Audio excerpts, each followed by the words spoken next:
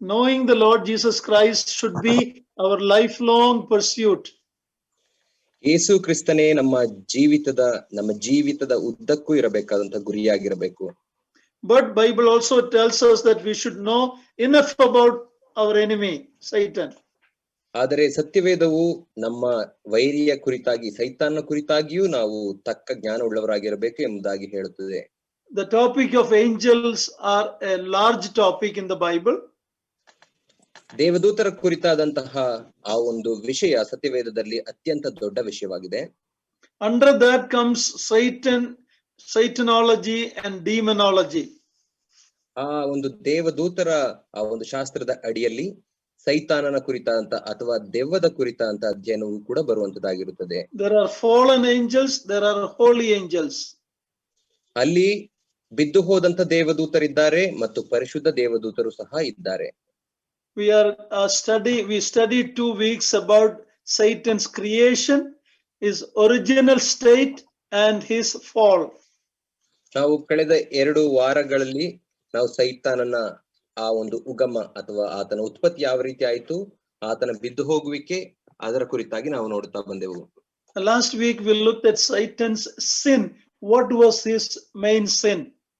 ಮತ್ತು ಕಳೆದ ವಾರ ನಾವು ಸೈತಾನನ ಮುಖ್ಯವಾದಂತಹ ಪಾಪ, ಆತನ ಮುಖ್ಯವಾದಂತಹ ಪಾಪ ಏನಾಗಿತ್ತು ಎಂಬುದಾಗಿ ನೋಡುತ್ತಾ ಬಂದೆವು. We will continue that a little bit more and then go into Satan in the Old Testament and Satan in the New Testament. ನಾವು ಆ ಒಂದು ಅಧ್ಯಯನವನ್ನ ಇನ್ನೂ ಹೆಚ್ಚಾಗಿ ಕಲಿಯುವಂತವರಾಗಿರುತ್ತೇವೆ. ಸೈತಾನನ ಪಾಪದ ಕುರಿತಾಗಿ ಈ ದಿನ ಹೆಚ್ಚು ನಾವು ತಿಳಿದು ಮತ್ತು ಹೊಸ ಒಡಂಬಡಿಕೆಯಲ್ಲಿ ಮತ್ತೆ ಹಳೆ ಒಡಂಬಡಿಕೆಯಲ್ಲಿ ಸೈತಾನನ ಕುರಿತಾಗಿ ಎಲ್ಲಿ ಪ್ರಸ್ತಾಪಿಸಲ್ಪಟ್ಟಿದೆ ಎಂಬುದನ್ನು ನೋಡುತ್ತೇವೆ. Finally, we looked at the judgment of Satan. ಕಡೆಯದಾಗಿ ನಾವು ಸೈತಾನನ ನ್ಯಾಯ ತೀರ್ಪಿನ ಕುರಿತಾಗಿ ನೋಡುತ್ತೇವೆ.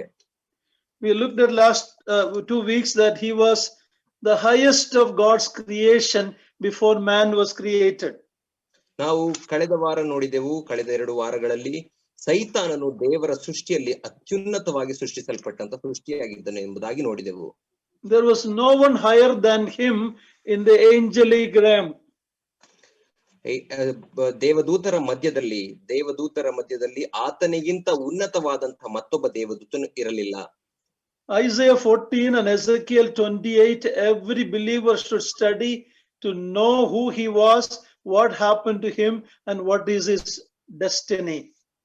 ಪ್ರತಿಯೊಬ್ಬ ವಿಶ್ವಾಸಿಯು ಯೆಶಾಯ 14ನೇ ಅಧ್ಯಾಯ ಮತ್ತು ಯೆಹೆಜ್ಕೇಲ 28ನೇ ಅಧ್ಯಾಯವನ್ನ ಅರಿತವರಾಗಿರಬೇಕು. ಯಾಕಂದರೆ ಆತನು ಯಾರಾಗಿದ್ದಾನೆ, ಸೈತಾನನು, ಆತನು ಯಾತಕ್ಕಾಗಿ ಸೃಷ್ಟಿಸಲ್ಪಟ್ಟನು, ಹೇಗೆ ಬಿದ್ದನು ಮತ್ತು ಆತನ ಮುಂದಿನ ಗತಿ ಏನಾಗುತ್ತದೆ ಎಂಬುದಾಗಿ ತಿಳಿಯುವುದಕ್ಕಾಗಿ ಆ ಅಧ್ಯಾಯಗಳನ್ನ ತಿಳಿದವರಾಗಿರಬೇಕು. He is a defeated enemy today. ಸೈತಾನನು ಈ ದಿನ ಸೋಲಿಸಲ್ಪಟ್ಟಂತಹ ಶತ್ರುವಾಗಿದ್ದಾನೆ. But he is still a strong enemy. ಆದರೆ ಆತನು ಇನ್ನು ಬಲವುಳ್ಳಂತಹ ಶತ್ರುವಾಗಿದ್ದಾನೆ. We saw his sin last week. ಕಳೆದ ವಾರ ನಾವು ಸೈತಾನನ ಪಾಪದ ಕುರಿತಾಗಿ ನೋಡಿದೆವು. He was in the very presence of God. He was in the stone fire. In other words, the holy presence of God. That's where he was. ಆತನು ದೇವರ ಪ್ರಸನ್ನತೆಯನ್ನ ಅನುಭವಿಸುತ್ತಾ ಆತನ ಸನ್ನಿಧಿಯಲ್ಲಿ ಇದ್ದವನಾಗಿದ್ದನು. ಮತ್ತು ಅಲ್ಲಿ ನಾವು ನೋಡುವಾಗ ಬೆಂಕಿಯ ಮಳೆಯ ಮಧ್ಯದಲ್ಲಿ ಎಂಬುದಾಗಿ ನೋಡುತ್ತೇವೆ. ಅಂದರೆ ಅರ್ಥ ಆತನು ದೇವರ ಪರಿಶುದ್ಧ ಸನ್ನಿಧಾನದಲ್ಲಿ ಇದ್ದನು ಎಂಬುದಾಗಿ ಅರ್ಥ. In one sense, he was like the guardian of God's holiness. ಇನ್ನೊಂದು ಅರ್ಥದಲ್ಲಿ ಹೇಳುವುದಾದರೆ ದೇವರ ಪರಿಶುದ್ಧತೆಯನ್ನ ಕಾಯುವ ಆ ಒಂದು ಕಾವಲುಗಾರನಾಗಿದ್ದನು ಸೈತಾನನು. But his essential sin was the 5 I wills.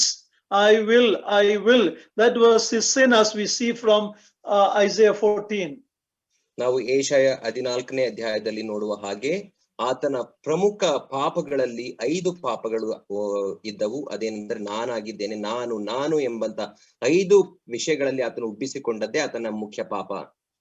I will ascend into heaven, the abode of God. ನಾನು ದೇವರ ಪರಿಶುದ್ಧ ಪರ್ವತದ ಮೇಲೆ ಏರುತ್ತೇನೆ ಎಂಬುದಾಗಿ ಆತನು ಅಂದುಕೊಂಡನು. I will exalt my throne above the stars of God. ನಾನು ಸುರಗಣ ಪರ್ವತದಲ್ಲಿ ನನ್ನ ಸಿಂಹಾಸನವನ್ನು ದೇವರ ನಕ್ಷತ್ರಗಳಿಗಿಂತ ಮೇಲೆ ಏರಿಸಿ ಆಸೀನನಾಗುತ್ತೇನೆ ಎಂದುಕೊಂಡನು. I will sit upon the mount of the congregation on the side of the north. ಉತ್ತರ ಧ್ರುವದಲ್ಲಿರು. I will sit upon the mount of the congregation in the sides of the north. ಆತನು ಉತ್ತರದಲ್ಲಿರುವಂತಹ ಪರಿಶುದ್ಧ ಸುರಗಣ ಪರ್ವತಗಳ ಮೇಲೆ ನಾನು ಕೂತುಕೊಳ್ಳುತ್ತೇನೆ ಎಂಬುದಾಗಿ ಆತನು ಅಂದುಕೊಂಡನು. I will ascend above the heights of the clouds. ಉನ್ನತ ಮೇಘಮಂಡಲದ ಮೇಲೆ ಏರುತ್ತೇನೆ ಎಂಬುದಾಗಿ ಅಂದುಕೊಂಡನು. Finally, I will be like the Most High.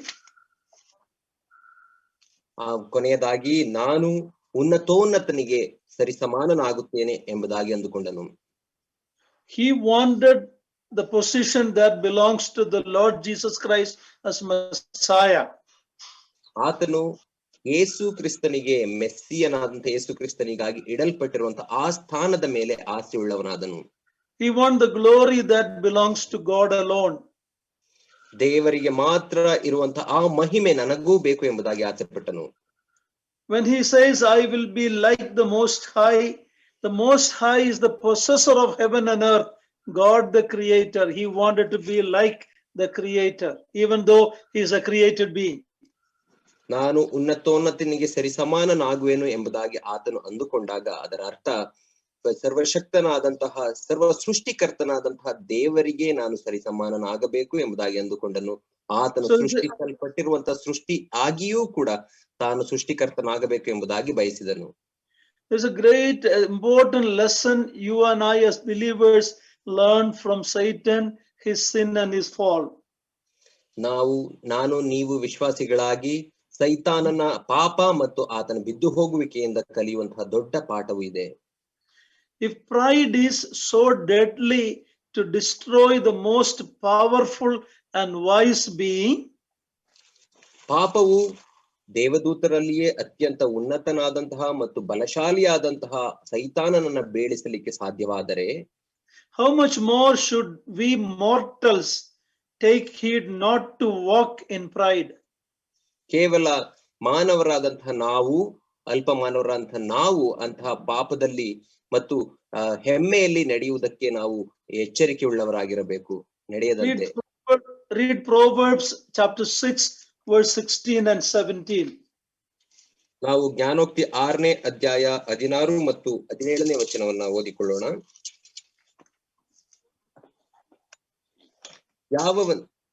ಯೆಹೋವನು ಹಗೆ ಮಾಡುವ ವಸ್ತುಗಳು 6 ಇವೆ, ಹೌದು 7 ಆತನಿಗೆ ಅಸಹ್ಯಗಳಾಗಿ ತೋರುತ್ತವೆ.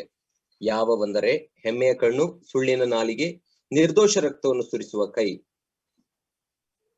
The first thing that mentioned here is a haughty eyes or pride look.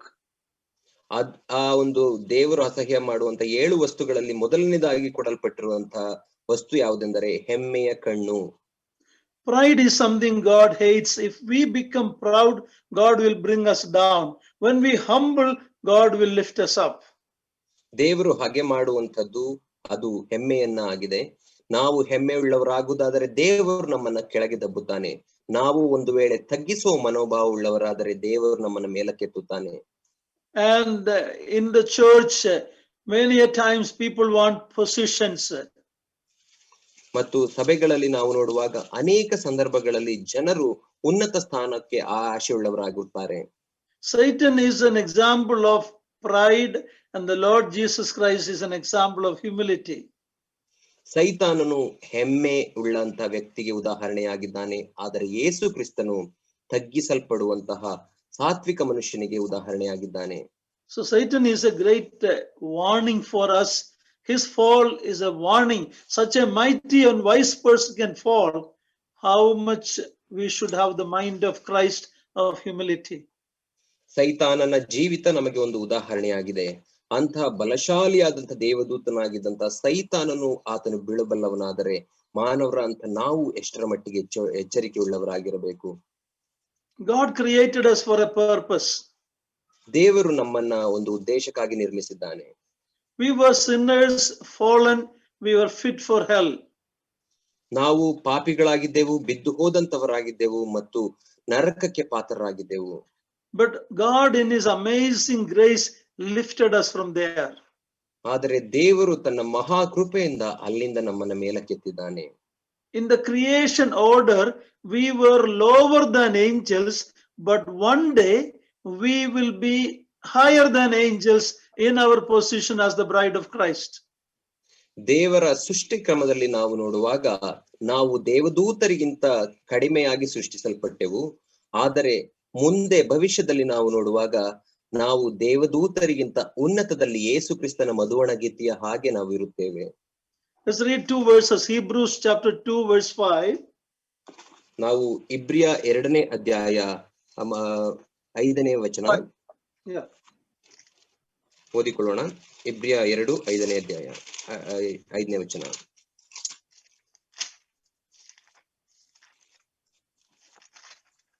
Please read it. ನಾವು ಪ್ರಸ್ತಾಪಿಸುವ ಮುಂದಣ ಸಾಮ್ರಾಜ್ಯವನ್ನು ಆತನು ದೇವದೂತರಿಗೆ ಅಧೀನ ಮಾಡಲಿಲ್ಲವಲ್ಲ. So the coming kingdom, it is for us, not for the angels. And then it goes on to say, what is man that you are mindful of him, the son of man that you care for him. ಈ ವಚನ ಭಾಗದಲ್ಲಿ ನಾವು ನೋಡುವಾಗ ಮುಂದಣ ಸಾಮ್ರಾಜ್ಯ ಅದು ದೇವದೂತರಿಗಲ್ಲ, ಬದಲಾಗಿ ಮಾನವರಾದಂತ ನಮಗಾಗಿ ದೇವರು ನಿಗದಿ ಮಾಡಿ ಇಟ್ಟಿದ್ದಾನೆ. ಅದೇ ರೀತಿ ಮುಂದೆ 6ನೇ ವಚನದಲ್ಲಿ ನೋಡುವಾಗ ಮನುಷ್ಯನು ಎಷ್ಟು ಮಾತ್ರದವನು, ಅವನನ್ನು ನೀನು ಯಾಕೆ ನೆನೆಸಬೇಕು ಎಂಬುದಾಗಿ ನೋಡುತ್ತೇವೆ. That is a topic that should humble us and make us worshippers of God for this great salvation he has given us. ಈ ಒಂದು ವಿಷಯ ನಮ್ಮನ್ನ ಇನ್ನೂ ತಗ್ಗಿಸುವಂತಹ ಮನೋಭಾವನೆ ಉಳ್ಳವರಾಗಿ ಮಾಡಬೇಕು ಮತ್ತು ದೇವರನ್ನ ಈ ಒಂದು ಮಹಾ ರಕ್ಷಣೆಯನ್ನ ನಮಗೆ ಕೊಟ್ಟದ್ದಕ್ಕಾಗಿ ಸ್ತುತಿಸುವ ಹಾಗೆ ನಮ್ಮನ್ನ ಮಾಡಬೇಕು. In the Corinthian church, there were a lot of problems. Believers were taking believers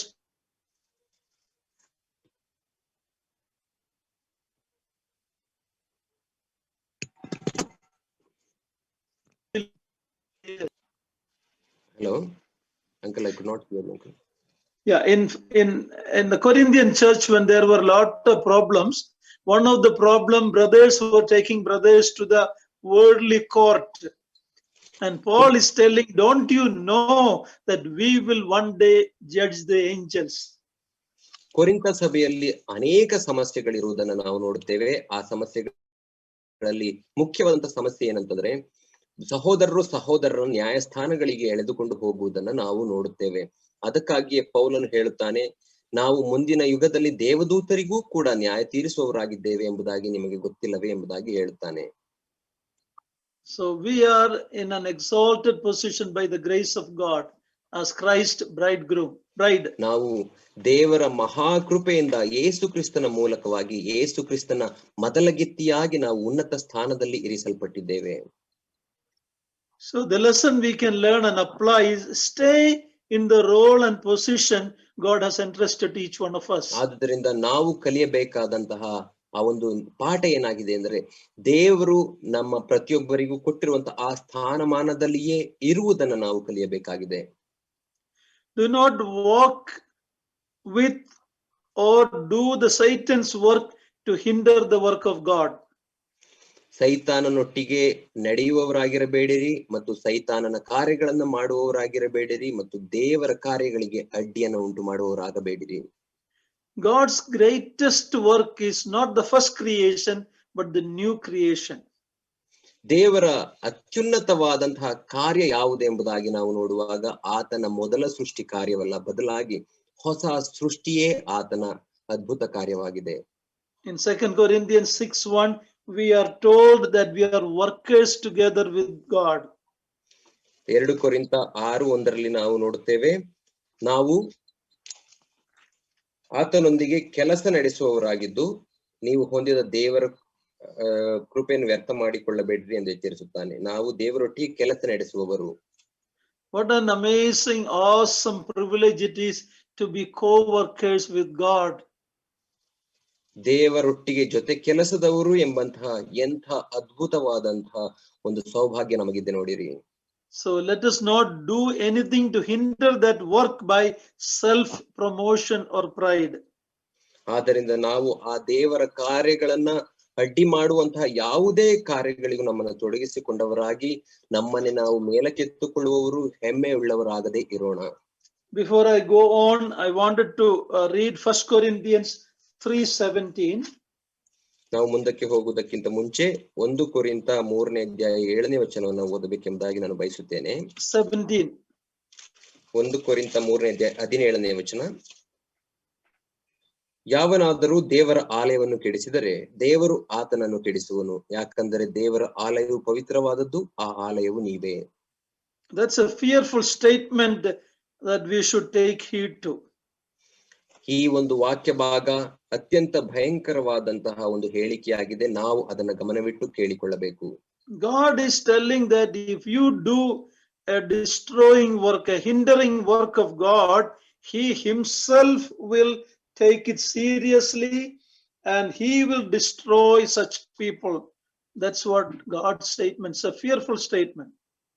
ಇಲ್ಲಿ ದೇವರು ಹೇಳುವಂತದ್ದೇನೆಂದರೆ, ದೇವರ ಕಾರ್ಯಗಳಿಗೆ ಯಾವನಾದರೂ ಅಡ್ಡಿ ಮಾಡುವವನಾಗಿ ಅದನ್ನ ದೇವರ ಆ ಕಾರ್ಯಗಳನ್ನ ಕೆಡಿಸುವುದಾದರೆ ದೇವರು ತಾನೇ ಅಂತ ವ್ಯಕ್ತಿಯನ್ನ ಕೆಡಿಸುವಂತವನಾಗಿರುತ್ತಾನೆ ಎಂಬಂತ ಭಯಂಕರವಾದಂತ ಹೇಳಿಕೆ ಇದಾಗಿದೆ. The Lord is building the church, Satan is trying to destroy. The Lord is building the home and Satan is destroying the home. ದೇವರು ಸಭೆಯನ್ನ ಕಟ್ಟಬೇಕು ಎಂಬುದಾಗಿ ಬಯಸುತ್ತಾ ಇದ್ದಾರೆ, ಆದರೆ ಸೈತಾನನು ಸಭೆಯನ್ನ ಒಡೆಯಬೇಕು ಎಂಬುದಾಗಿ ನೋಡುತ್ತಾನೆ. ಅದೇ ರೀತಿ ದೇವರು ಮನೆಯನ್ನ ಕಟ್ಟಬೇಕು ಎಂಬುದಾಗಿ ನೋಡುತ್ತಾನೆ, ಆದರೆ ಸೈತಾನನು ಆ ಮನೆಯನ್ನ ಒಡೆಯಬೇಕು ಎಂಬುದಾಗಿ ನೋಡುತ್ತಾನೆ. So let us examine ourselves. Are we builders or are we breakers? ಆದ್ದರಿಂದ ನಮ್ಮನ್ನ ನಾವೇ ಪರೀಕ್ಷಿಸಿಕೊಳ್ಳೋಣ. ನಾವು ಕಟ್ಟುವವರಾಗಿದ್ದೇವೋ ಅಥವಾ ಕೆಡವುವವರಾಗಿದ್ದೇವೋ? Satan had a choice and he chose to rebel and be proud. That choice had a serious consequence.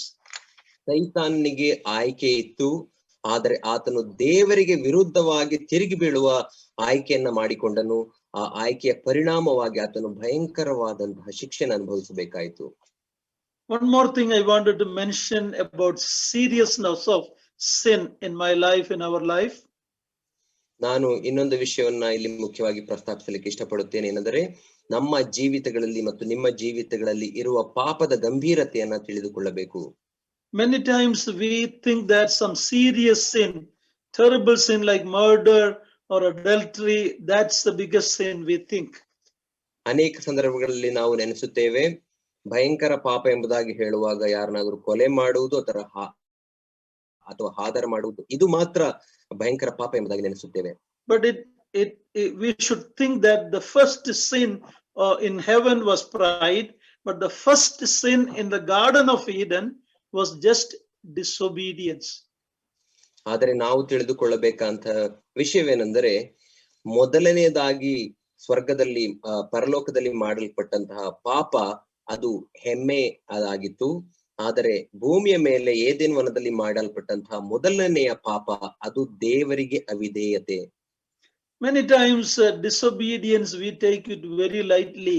We disobey parents, we disobey elders, we disobey our bosses at work.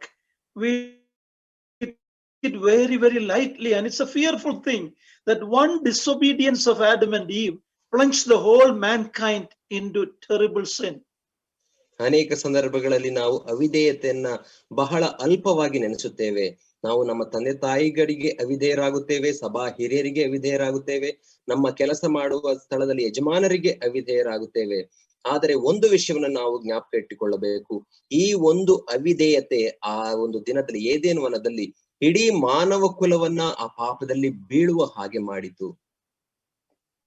If you put a price tag to sin, okay, one disobedience in the garden, its consequence, all the war, all the pain, all the suffering, all the cruelty, all the rape, all the immorality, everything, if we put it, it's unbelievable. The price tag of one sin, what it cost. ನಾವು ಆ ಒಂದು ಅವಿಧೇಯತೆ ಎಂಬಂತಹ ಆ ಒಂದು ಪಾಪಕ್ಕೆ ಬೆಲೆ ಕಟ್ಟುವವರಾದರೆ ಆ ಒಂದು ಬೆಲೆಯ ಚೀಟಿಯನ್ನ ಅಂಟಿಸುವವರಾದರೆ ನಾವು ನೋಡುವಾಗ ನಮ್ಮ ಸುತ್ತ ಇರುವಂತಹ ನಡೆಯುತ್ತಾ ಇರುವಂತಹ ಎಲ್ಲ ಯುದ್ಧಗಳು, ನಮ್ಮ ಸುತ್ತ ನಡೆಯುವಂತಹ ಎಲ್ಲ ಗಲಭೆಗಳಿರಬಹುದು, ಕೊಲೆ ಇರಬಹುದು, ಅತ್ಯಾಚಾರಗಳಿರಬಹುದು, ಈ ಎಲ್ಲಾ ಪಾಪಗಳು ಆ ಒಂದು ಅವಿಧೇಯತೆಗೆ ಸಮಾನವಾಗುತ್ತವೆ. So you and I need to take disobedience very seriously and be obedient children of God. ಆದ್ದರಿಂದ ನಾನು ನೀವು ಈ ಅವಿಧೇಯತೆಯನ್ನು ಅತ್ಯಂತ ಗಂಭೀರವಾಗಿ ನೆನೆಸಿಕೊಂಡು ಗಂಭೀರವಾಗಿ ಪರಿಗಣಿಸಿ ದೇವರಿಗೆ ವಿಧೇಯರಾಗಿರುವುದನ್ನು ಕಲಿತುಕೊಳ್ಳಬೇಕು. We should lovingly teach our children that disobedience will not be accepted in the family. ನಾವು ನಮ್ಮ ಮಕ್ಕಳಿಗೆ ಕುಟುಂಬದಲ್ಲಿ ಅವಿಧೇಯತೆಯು ಎಂದಿಗೂ ಕೂಡ ಅಂಗೀಕಾರವಲ್ಲ ಎಂಬುದನ್ನು ಪ್ರೀತಿಪೂರ್ವಕವಾಗಿ ತಿಳಿ ಹೇಳಬೇಕು. Now we will move on to John 17:15. The Lord in his high priestly prayer is praying for his disciples and us that we should be kept from the evil one. Kedukkana kayinda. Read John 17:15. ನಾವು ಯೋಹಾನ ಸುವಾರ್ತೆ 17ನೇ ಅಧ್ಯಾಯ 15ನೇ ವಚನದಲ್ಲಿ ನಾವು ನೋಡುವಾಗ ಯೇಸು ಕ್ರಿಸ್ತನು ತಾನು ಮಹಾಯಾಜಕನ ಪ್ರಾರ್ಥನೆಯನ್ನ ಮಾಡುವಾಗ ತನ್ನ ಆ ಒಂದು ಶಿಷ್ಯರಿಗಾಗಿ ನಮಗಾಗಿ ಪ್ರಾರ್ಥಿಸುವಂತದ್ದೇನೆಂದರೆ ನಾವು ಕೆಡುಕನ ಕೈಯಿಂದ ತಪ್ಪಿಸಬೇಕು ಎಂಬುದಾಗಿ ತಂದೆಗೆ ಪ್ರಾರ್ಥಿಸುತ್ತಾನೆ. He is not read verse 15. ಯೋಹಾನ 17ನೇ ಅಧ್ಯಾಯ 15ನೇ ವಚನ, ಇವರನ್ನು ಲೋಕದೊಳಗಿಂದ ತೆಗೆದುಕೊಂಡು ಹೋಗಬೇಕೆಂದು ನಾನು ಕೇಳಿಕೊಳ್ಳುವುದಿಲ್ಲ, ಕೆಡುಕನಿಂದ ತಪ್ಪಿಸಿ ಕಾಪಾಡಬೇಕೆಂದು ಕೇಳಿಕೊಳ್ಳುತ್ತೇನೆ. We are living in a world that is under his control. The Lord could have taken us from the world immediately when we got saved, but he's kept us here in a world that is controlled by Satan, but he praying for us to the Father that we should be kept from the evil one. ಈ ಒಂದು ಲೋಕವು ಅದು ಕೆಡುಕನ ಕೈಯಲ್ಲಿ, ಸೈತಾನನ ಕೈಯಲ್ಲಿ ಇದೆ ಎಂಬುದಾಗಿ ನಾವು ನೋಡುತ್ತೇವೆ. ದೇವರು ಯೇಸು ಕ್ರಿಸ್ತನು ಇಷ್ಟಪಟ್ಟಿದ್ದರೆ ನಾವು ರಕ್ಷಣೆ ಹೊಂದಿದ ತಕ್ಷಣವೇ ಈ ಲೋಕದಿಂದ ನಮ್ಮನ್ನ ತೆಗೆದುಕೊಳ್ಳಬಹುದಿತ್ತು. ಆದರೆ ಆ ರೀತಿ ಮಾಡದೆ ಆತನು ಈ ಒಂದು ಸೈತಾನನ ಲೋಕದಲ್ಲಿ ನಮ್ಮನ್ನ ಇಟ್ಟು ಅಂತಹ ಕೆಡುಕನಿಂದ, ಸೈತಾನನಿಂದ ನಮ್ಮನ್ನು ತಪ್ಪಿಸಬೇಕು ಎಂಬುದಾಗಿ ತಂದೆಯಾದ ದೇವರಿಗೆ ಪ್ರಾರ್ಥನೆ ಮಾಡುತ್ತಿದ್ದಾನೆ. As I repeated many times, there are 5 great blessings in our life to overcome all our enemies, the 3 enemies, Satan, world and the flesh.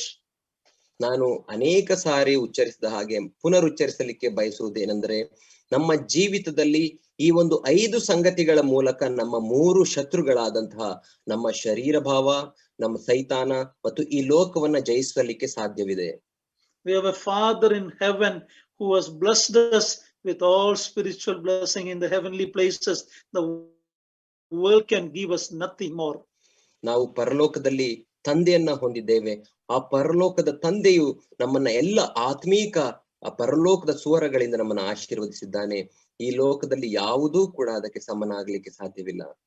Secondly, we have the Lord Jesus Christ interceding for us in heaven as our high priest. That gives us victory. ಎರಡನೇದಾಗಿ ನಮಗೆ ಪರಲೋಕ ರಾಜ್ಯದಲ್ಲಿ ಯೇಸು ಕ್ರಿಸ್ತನಿದ್ದಾನೆ, ತಂದೆಯ ಬಲಗಡೆಯಲ್ಲಿ ನಮಗಾಗಿ ಮಧ್ಯಸ್ಥಿಕೆಯ ಪ್ರಾರ್ಥನೆಯನ್ನು ಮಾಡುವಂತವನಾಗಿರುತ್ತಾನೆ. ಆದ್ದರಿಂದ ನಮಗೆ ಯಾವುದು ಕೂಡ ನಮ್ಮ ಪ್ರಾರ್ಥನೆಗೆ ಅಡ್ಡಿ ಬರಲಿಕ್ಕೆ ಸಾಧ್ಯವಿಲ್ಲ. He is interceding for us every moment. ಆತನು ನಮಗಾಗಿ ಪ್ರತಿ ಸಮಯದಲ್ಲಿ, ಪ್ರತಿ ಗಳಿಗೆಯಲ್ಲಿಯೂ ಮಧ್ಯಸ್ಥಿಕೆಯ ಪ್ರಾರ್ಥನೆ ಮಾಡುತ್ತಾನೆ.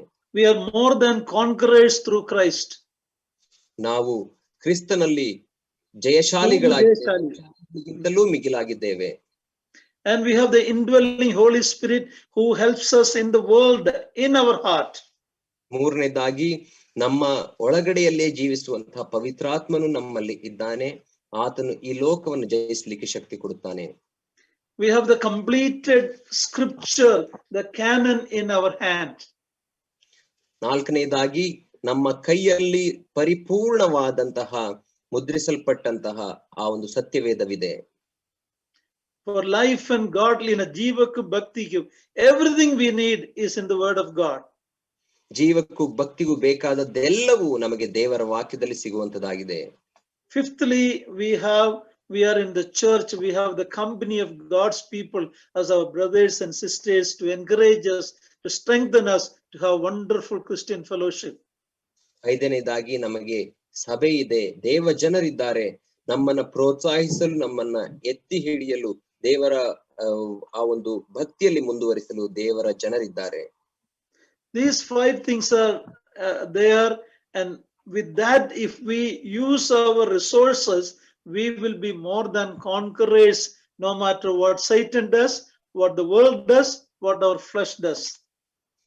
ಈ ಒಂದು 5 ಸಂಗತಿಗಳು, 5 ಆಶೀರ್ವಾದಗಳು ನಮಗಿರುವುದರಿಂದ ನಾವು ಆ ಒಂದು ಜಯಶಾಲಿಗಳಿಗಿಂತಲೂ ಮಿಗಿಲಾದಂತವರಾಗಿದ್ದೇವೆ. ಆದ್ದರಿಂದ ಈ ಲೋಕವು ನಮಗೆ ಏನು ಮಾಡ್ಲಿಕ್ಕೆ ಸಾಧ್ಯವಿಲ್ಲ, ಸೈತಾನು ನಮಗೆ ಏನು ಮಾಡ್ಲಿಕ್ಕೆ ಸಾಧ್ಯವಿಲ್ಲ,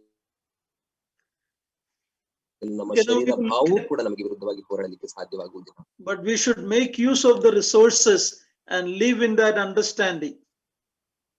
ಆದರೆ ನಾವು ನಮಗೆ ಕೊಡಲ್ಪಟ್ಟಿರುವಂತ ಈ ಆಶೀರ್ವಾದ, ಈ ಒಂದು ಸಂಪನ್ಮೂಲಗಳನ್ನ ಉಪಯೋಗಿಸಿಕೊಳ್ಳುವವರಾಗಿ ಅದರಿಂದ ಮುಂದಕ್ಕೆ ಸಾಗಬೇಕು. Yes, Satan is no match for us, but in Christ, he that is in us is greater than he that is in the world. We are reminded in 1 John.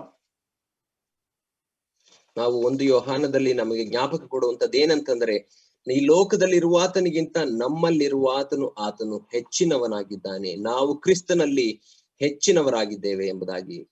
Okay, now we will look at Satan in the Old Testament. ಈಗ ನಾವು ಹಳೆ ಒಡಂಬಡಿಕೆಯಲ್ಲಿ ಸೈತಾನನ ಕುರಿತಾಗಿ ನೋಡಿಕೊಳ್ಳೋಣ. We see Satan's work first through the serpent in the 3rd chapter of Genesis. ನಾವು ಮೊದಲನೇದಾಗಿ ಸೈತಾನನ ಕಾರ್ಯ ಸರ್ಪದ ಮೂಲಕ ನಡೆದದ್ದನ್ನ ಆದಿಕಾಂಡ 3ನೇ ಅಧ್ಯಾಯದಲ್ಲಿ ನಾವು ನೋಡುತ್ತೇವೆ. That is where we are introduced to him first time in the Bible. ಸತ್ಯವೇದದಲ್ಲಿ ಪ್ರಪ್ರಥಮ ಬಾರಿಗೆ ಸೈತಾನನ ಪರಿಚಯ ಮಾಡಲ್ಪಟ್ಟಿರುವಂತದ್ದು ಈ ಒಂದು ಅಧ್ಯಾಯದಲ್ಲಿ. In the Old Testament, only 4 times he is referred in the Hebrew name Satan. ಸತ್ಯವೇದ ಹಳೆ ಒಡಂಬಡಿಕೆಯಲ್ಲಿ ನಾವು ನೋಡುವಾಗ 3 ಕಡೆ ಮಾತ್ರ ಸೈತಾನನ 4 ಕಡೆ ಮಾತ್ರ ಸೈತಾನನ ಇಬ್ರಿಯ ಹೆಸರು ಸೈತಾನ ಎಂಬಂತ ಹೆಸರು ಉಪಯೋಗಿಸಲ್ಪಟ್ಟಿರುವುದನ್ನು ನೋಡುತ್ತೇವೆ. We will read 1 Chronicles 21:1. ನಾವು 1 ಪೂರ್ವಕಾಲ ವೃತ್ತಾಂತ 21ನೇ ಅಧ್ಯಾಯ 1ನೇ ವಚನದಲ್ಲಿ ನಾವು ನೋಡಿಕೊಳ್ಳೋಣ. 1 ಪೂರ್ವಕಾಲ 21:1ನೇ ವಚನ. ಸೈತಾನನು ಇಸ್ರಾಯೇಲರಿಗೆ ವಿರೋಧವಾಗಿ ಎದ್ದು ಖಾನೇಶುಮಾರಿ ಮಾಡುವುದಕ್ಕೆ ದಾವೀದನನ್ನು ಪ್ರೇರಿಸಿದನು. Here we read about the enticing work of Satan in the life of David to do a census in his pride. ಈ ಒಂದು ಸ್ಥಳದಲ್ಲಿ ಸೈತಾನನು ದಾವೀದನ ಜೀವಿತದಲ್ಲಿ ಮರಳುಗೊಳಿಸುವವನಾಗಿ ಆತನನ್ನು ಪ್ರೇರೇಪಿಸಿ ಖಾನೇಶುಮಾರಿ ಮಾಡುವುದಕ್ಕೆ ಪ್ರೇರೇಪಿಸುವುದನ್ನು ನೋಡುತ್ತೇವೆ. In Psalm 109 verse 6, ನಾವು 109ನೇ ಕೀರ್ತನೆ 6ನೇ ವಚನದಲ್ಲಿ ಈ ರೀತಿ ನೋಡುತ್ತೇವೆ. And appoint a wicked man against him, and let an accuser stand at his right hand. That accuser is another name for Satan.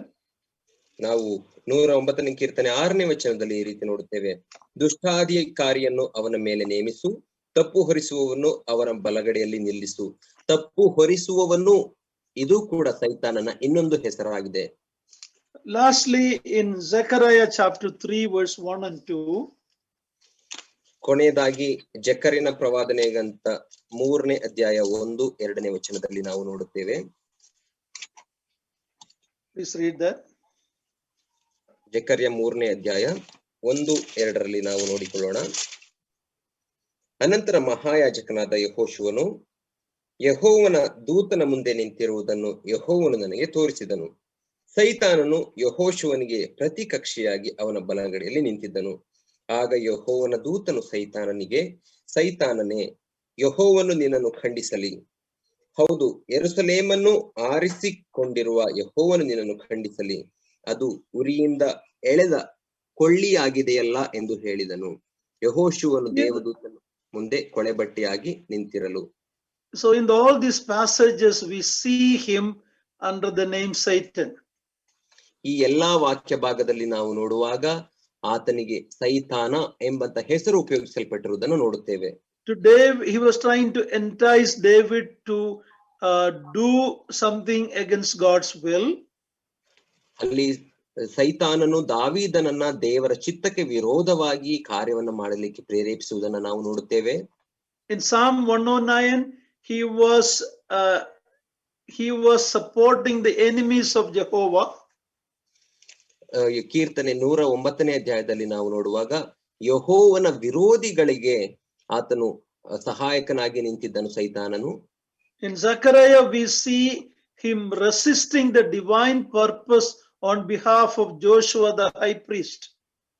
ಇಲ್ಲಿ ಜೆಕರ್ಯ 3ನೇ ಅಧ್ಯಾಯದಲ್ಲಿ ನಾವು ನೋಡುತ್ತೇವೆ ದೇವರ ಆ ಒಂದು ಕಾರ್ಯಕ್ಕೆ ವಿರೋಧವಾಗಿ ಮಹಾಯಾಜಕನಂತ ಯೆಹೋಶುವನಿಗೆ ವಿರೋಧಿಯಾಗಿ ಆತನು ನಿಂತಿರುವುದನ್ನು ನಾವು ನೋಡುತ್ತೇವೆ. He is an accuser there. ಆತನು ಅಲ್ಲಿ ತಪ್ಪು ಹೊರಿಸುವವನಾಗಿ ಕಾಣಿಸಿಕೊಳ್ಳುತ್ತಾನೆ. But in the verse 2 we see the Lord said to Satan, the Lord rebuke you. The rebuking of Satan is done by Lord himself. ನಾವು ಇಲ್ಲಿ ಜೆಕರ್ಯ 3ನೇ ಅಧ್ಯಾಯ 2ನೇ ವಚನದಲ್ಲಿ ನಾವು ನೋಡುತ್ತೇವೆ ಅಲ್ಲಿ ಯೆಹೋವನ ದೂತನು ಸೈತಾನನೇ ಯೆಹೋವನು ನಿನ್ನನ್ನು ಖಂಡಿಸಲಿ ಎಂಬುದಾಗಿ ನಾವು ನೋಡುತ್ತೇವೆ. ಸೈತಾನನ್ನ ಖಂಡಿಸುವಂತ ಕೆಲಸ ದೇವರು ಮಾತ್ರ ಮಾಡಲಿಕ್ಕೆ ಸಾಧ್ಯ. This truth is paralleled in Jude's epistle verse 9. ಈ ಒಂದು ಸತ್ಯವನ್ನ ನಾವು ಯೂದನ ಒಂದು ಪತ್ರಿಕೆ 9ನೇ ವಚನದಲ್ಲಿಯೂ ಕೂಡ ಪುನರುಚ್ಚರಿಸಲ್ಪಟ್ಟಿರುವುದನ್ನು ನಾವು ನೋಡುತ್ತೇವೆ. Can we read that Jude verse 9? ಯೂದನ ಪತ್ರಿಕೆ 9ನೇ ವಚನವನ್ನು ನಾವು ಓದಿಕೊಳ್ಳೋಣ.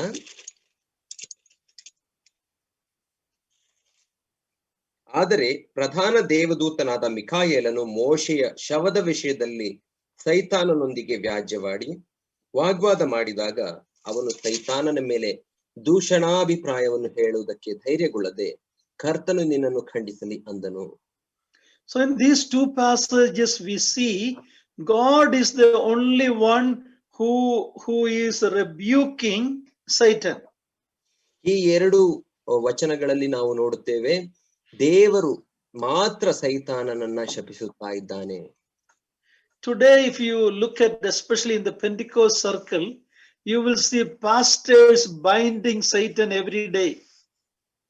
ಆದರೆ ನೀವು ಈ ದಿನ ನೋಡುವಾಗ ಪೆಂಟಕೋಸ್ಟಲ್ ಸಭೆಗಳ ಆ ಒಂದು ಮಧ್ಯದಲ್ಲಿ ಅಲ್ಲಿಯ ಪಾಸ್ಟರ್ಗಳು ಪ್ರತಿದಿನ ಸೈತಾನನನ್ನ ಬಂಧಿಸುವವರಾಗಿದ್ದಾರೆ. You can hear now, I bind Satan in the name Satan, I bind you, I bind you. You hear that always when they pray like that. ನಾವು ಅವರ ಪ್ರಾರ್ಥನೆಗಳನ್ನು ನಾವು ನೋಡುವಾಗ ದಿನವೂ ಸೈತಾನನೇ ನಿನ್ನನ್ನು ಯೇಸು ಕ್ರಿಸ್ತನ ಹೆಸರಿನಲ್ಲಿ ಬಂಧಿಸುತ್ತೇನೆ, ಯೇಸು ಕ್ರಿಸ್ತನ ಹೆಸರಿನಲ್ಲಿ ಬಂಧಿಸುತ್ತೇನೆ ಎಂಬುದಾಗಿ ಮತ್ತೆ ಮತ್ತೆ ಹೇಳುವುದನ್ನು ನಾವು ಕೇಳಿಸಿಕೊಳ್ಳುತ್ತೇವೆ. I often wonder, they bound him last week, then why again they bound him? Looks like he escaped from their binding. ನನಗೆ ಅವರು ಆ ರೀತಿ ಪ್ರಾರ್ಥನೆ ಮಾಡುವಾಗ ಅನಿಸುತ್ತದೆ ಕಳೆದ ವಾರ ತಾನೇ ಸೈತಾನನ್ನ ಬಂಧಿಸಿದರಲ್ಲ ಮತ್ತೆ ಯಾಕೆ ಬಂಧಿಸುವ ಅವಶ್ಯಕತೆ ಇತ್ತು, ಒಂದು ವೇಳೆ ಸೈತಾನ ತಪ್ಪಿಸಿಕೊಂಡಿರಬಹುದು ಎಂಬುದಾಗಿ ನನಗೆ ಅನಿಸುತ್ತದೆ. The word of God says God has not given you and I or any pastor the work to bind Satan today. We are not given that. ದೇವರ ವಾಕ್ಯದಲ್ಲಿ ನಾವು ನೋಡುವಾಗ ದೇವರು ನನಗಾಗಲಿ ನಿಮಗಾಗಲಿ ಯಾವ ಪಾಸ್ಟರ್ಗಾಗಲಿ ಸೈತಾನನ್ನ ಬಂಧಿಸುವಂತಹ ಅಧಿಕಾರವನ್ನ ಕೊಟ್ಟಿಲ್ಲ. He is roaming around the whole earth looking whom to make fall, so you cannot bind him. ಸೈತಾನನು ಇಡೀ ಲೋಕವನ್ನೇ ಸುತ್ತುವವನಾಗಿ ಭೂಮಿಯನ್ನ ಅತ್ತ ಇತ್ತ ತಿರುಗಾಡುವವನಾಗಿ ಯಾರನ್ನ ಬೀಳಿಸಲಿ ಎಂಬುದಾಗಿ ಆತನು ಕಾಯುತ್ತಿದ್ದಾನೆ. ಆದ್ದರಿಂದ ಆತನನ್ನ ಬಂಧಿಸಲಿಕ್ಕೆ ನನಗೂ ನಿಮಗೂ ಸಾಧ್ಯವಿಲ್ಲ. In Revelation 20, a day will come before the 1000-year reign of Christ. An angel will come and bind him and put him in the bottomless pit. ನಾವು ಕೀರ್ತನೆ 20ನೇ ಅಧ್ಯಾಯದಲ್ಲಿ ನಾವು ನೋಡುವಾಗ ಒಂದು ದಿನವೂ ಬರುತ್ತದೆ ಕ್ರಿಸ್ತನ 1000 ವರ್ಷದ ಆಳ್ವಿಕೆಯ ಪ್ರಾರಂಭಕ್ಕಿಂತ ಮುಂಚೆ ಒಬ್ಬ ದೇವದೂತನು ಪರಲೋಕದಿಂದ ಬಂದು ಆತನನ್ನ ಬಂಧಿಸಿ ಆ ಒಂದು ಪಾತಾಳಕ್ಕೆ ಅಥವಾ ತಳವಿಲ್ಲದ ಆ ಒಂದು ಕೂಪದಲ್ಲಿ ಆತನ್ನ ಬಂಧಿಸುವುದನ್ನ ನಾವು ನೋಡುತ್ತೇವೆ. Until then, don't try to bind Satan. ಅಲ್ಲಿಯವರೆಗೂ ಸೈತಾನನ್ನ ಬಂಧಿಸಲಿಕ್ಕೆ ಯಾವ ಪ್ರಯತ್ನವನ್ನು ಮಾಡಬೇಡಿ. It's only emotional statements. I bind Jesus. I bind Satan. I bind Satan in the name of Jesus. It's a mockery when Satan hear that. ಆದ್ದರಿಂದ ಸೈತಾನನ್ನ ಬಂಧಿಸುತ್ತೇನೆ ಎಂಬುದಾಗಿ ಹೇಳುವಂತ ಹೇಳಿಕೆ ಅದು ಕೇವಲ ಭಾವೋದ್ವೇಗದಿಂದ ಮಾಡಿದಂತ ಹೇಳಿಕೆಗಳಾಗಿ ಅದನ್ನ ಕೇಳಿಸಿಕೊಳ್ಳುವಾಗ ಸೈತಾನ್ ನಗುವಂತವನಾಗಿರುತ್ತಾನೆ. So we have looked at a few places in the Old Testament Satan appears. ನಾವು ನೋಡಿಕೊಂಡೆವು ಹಳೆಯ ಒಡಂಬಡಿಕೆಯಲ್ಲಿ ಕೆಲವು ಸ್ಥಳಗಳಲ್ಲಿ ಸೈತಾನನು ಕಾಣಿಸಿಕೊಳ್ಳುತ್ತಾನೆ. The remaining Old Testament reference is in one book, that is the book of Job. ಮತ್ತು ಉಳಿದ ಸೈತಾನ್ನ ಕುರಿತಾದಂತಹ ಆ ಒಂದು ಮಾತು ಹೇಳಲ್ಪಟ್ಟಿರುವಂತಹ ಹಳೆ ಒಡಂಬಡಿಕೆಯ ಪುಸ್ತಕ ಯಾವುದೆಂಬುದಾಗಿ ನಾವು ನೋಡುವಾಗ ಯೋಬನ ಪುಸ್ತಕವಾಗಿದೆ. 14 times he is mentioned in the book of Job. ಯೋಬನ ಪುಸ್ತಕದಲ್ಲಿ 14 ಬಾರಿ ಸೈತಾನನು ನಮೂದಿಸಲ್ಪಟ್ಟಿದ್ದಾನೆ. There we read about a controversy between Jehovah and Satan over Job. ಅಲ್ಲಿ ನಾವು ನೋಡುವಾಗ ಯೆಹೋವ ದೇವರಿಗೂ ಸೈತಾನನಿಗೂ ಯೋಬನ ಕುರಿತಾಗಿ ಮಾತಾಗುವುದನ್ನು ನಾವು ಅಲ್ಲಿ ನೋಡುತ್ತೇವೆ. We see him in the beginning of the book, but when we come to the end of the book, Satan is nowhere to be seen. ನಾವು ಸೈತಾನನ ಆ ಪುಸ್ತಕದ ಪ್ರಾರಂಭದ ಅಧ್ಯಾಯದಲ್ಲಿ ನಾವು ನೋಡುತ್ತೇವೆ, ಆದರೆ ಆ ಪುಸ್ತಕದ ಅಂತ್ಯ ಭಾಗಗಳಿಗೆ ಬರುವಾಗ ಸೈತಾನನನ್ನ ಎಲ್ಲಿಯೂ ಕಾಣುವುದಿಲ್ಲ. God gave victory to Job at the end, and the accuser is not seen at the end. ದೇವರು ಯೋಬನಿಗೆ ಕೊನೆಯದಾಗಿ ಜಯವನ್ನ ಕೊಡುವಂತವನಾಗಿರುತ್ತಾನೆ ಮತ್ತು ದೂಷಕನಾದಂತಹ ಸೈತಾನನು ಎಲ್ಲಿಯೂ ಕಾಣುವುದಿಲ್ಲ. So the same thing, he is a defeated enemy, and one day he will be put where from the fiery stones to the lake of fire. That's his final destiny. ಆದ್ದರಿಂದ ಸೈತಾನನು ಒಂದು ದಿನ ಆತನು ಸಂಪೂರ್ಣವಾಗಿ ಸೋಲಿಸಲ್ಪಡುತ್ತಾನೆ. ಯಾವ ರೀತಿ ಕೆಂಡಗಳ ಮಳೆಯ ಮಧ್ಯದಲ್ಲಿ ವಿಹರಿಸುತ್ತಿದ್ದಂತಹ ಸೈತಾನನು ಒಂದು ದಿನದಲ್ಲಿ ಆತನು ಬೆಂಕಿ ಗಂಧಕಗಳುರಿಯುವ ಕೆರೆಗೆ ಹಾಕಲ್ಪಟ್ಟು ನಾಶ ಮಾಡಲ್ಪಡುತ್ತಾನೆ. So that is mainly the revelation we have in the Old Testament about Satan. ಅದೇ ಹಳೆಯ ಒಡಂಬಡಿಕೆಯಲ್ಲಿ ಸೈತಾನನ ಕುರಿತಾದಂತಹ ಪ್ರಕಟಣೆಯನ್ನ ನಾವು ನೋಡುತ್ತೇವೆ. From the book of Job, we learn an important lesson that nothing he can do to God's children without God's permission. ಯೋಬನ ಪುಸ್ತಕದಿಂದ ನಾವು ಕಲಿತುಕೊಳ್ಳುವಂತಹ ಪ್ರಾಮುಖ್ಯವಾದಂತಹ ಸತ್ಯಾಂಶ ಏನಂತಂದರೆ, ಸೈತಾನನು ವಿಶ್ವಾಸಿಗಳ ಜೀವಿತದಲ್ಲಿ ದೇವರ ಅಪ್ಪಣೆ ಇಲ್ಲದೆ ಯಾವ ಕಾರ್ಯವನ್ನು ಮಾಡಲಿಕ್ಕೂ ಸಾಧ್ಯವಿಲ್ಲ. You and I should be so assured of that fact. ನಾನು ನೀವು ಆ ಒಂದು ಸತ್ಯಾಂಶದ ಕುರಿತಾಗಿ ಖಾತ್ರಿಯುಳ್ಳವರಾಗಿರಬೇಕು. Without God's permission, Satan cannot touch you. ದೇವರ ಅಪ್ಪಣೆ ಇಲ್ಲದೆ ಸೈತಾನನು ನಿಮ್ಮನ್ನ ಮುಟ್ಟಲಿಕ್ಕೆ ಸಾಧ್ಯವೇ ಇಲ್ಲ. But if God allows that in our life, there is a end blessing if we endure it patiently. ಆದರೆ ಒಂದು ವೇಳೆ ದೇವರು ಆ ಒಂದು ಸೈತಾನಿಗೆ ನಮ್ಮನ್ನ ಮುಟ್ಟುವುದಕ್ಕೆ ಅಪ್ಪಣೆ ಕೊಡುವುದಾದರೆ ಅದರ ಅಂತ್ಯ ನಮಗೆ ಒಳ್ಳೆಯ ಆಶೀರ್ವಾದವೇ ಇರುವಂತದ್ದಾಗಿರುತ್ತದೆ. ಆದ್ದರಿಂದ ನಾವು ಆ ಒಂದು ಶ್ರಮೆಯನ್ನ ಸಂಕಟವನ್ನ ತಾಳಿಕೊಳ್ಳಬೇಕು. See, when Job was going through all the problems, losing all his property, his children, finally his body, all that, God never told Job why it was happening. Job also did not know why it was happening.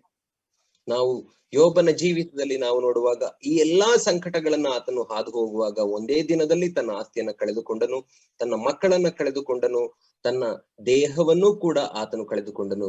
ಈ ಎಲ್ಲಾ ಸಂಗತಿಗಳ ಮಧ್ಯದಲ್ಲಿ ಯೋಬನೂ ಕೂಡ ದೇವರಿಗೆ ಪ್ರಶ್ನೆ ಮಾಡಲಿಲ್ಲ, ಇದು ಯಾಕೆ ಸಂಭವಿಸುತ್ತದೆ ಎಂಬುದಾಗಿ, ಮತ್ತು ದೇವರು ಕೂಡ ಇದೆಲ್ಲ ಯಾಕೆ ಸಂಭವಿಸುತ್ತಾ ಇದೆ ಎಂಬುದಾಗಿ ಯೋಬನಿಗೂ ಕೂಡ ಯಾವ ಉತ್ತರವನ್ನು ಕೊಡಲಿಲ್ಲ. Today we have the book of Job, so we have read it, we know why it happened, but Job had no clue why it was happening. What the warfare was happening in the heavenly places, Job didn't understand.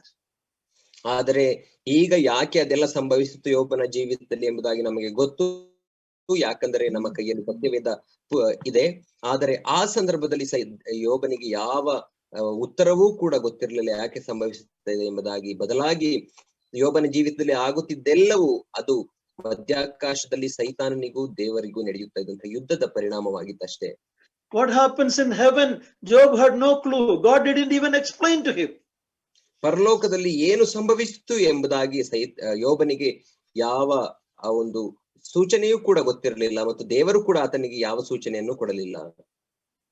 So when see, Job is not given as a man of faith there, but in the Bible, in the New Testament, because Hebrews 11 is the Nambike Veerara Pattiyala. In that chapter, Job's name is not there. Please understand that.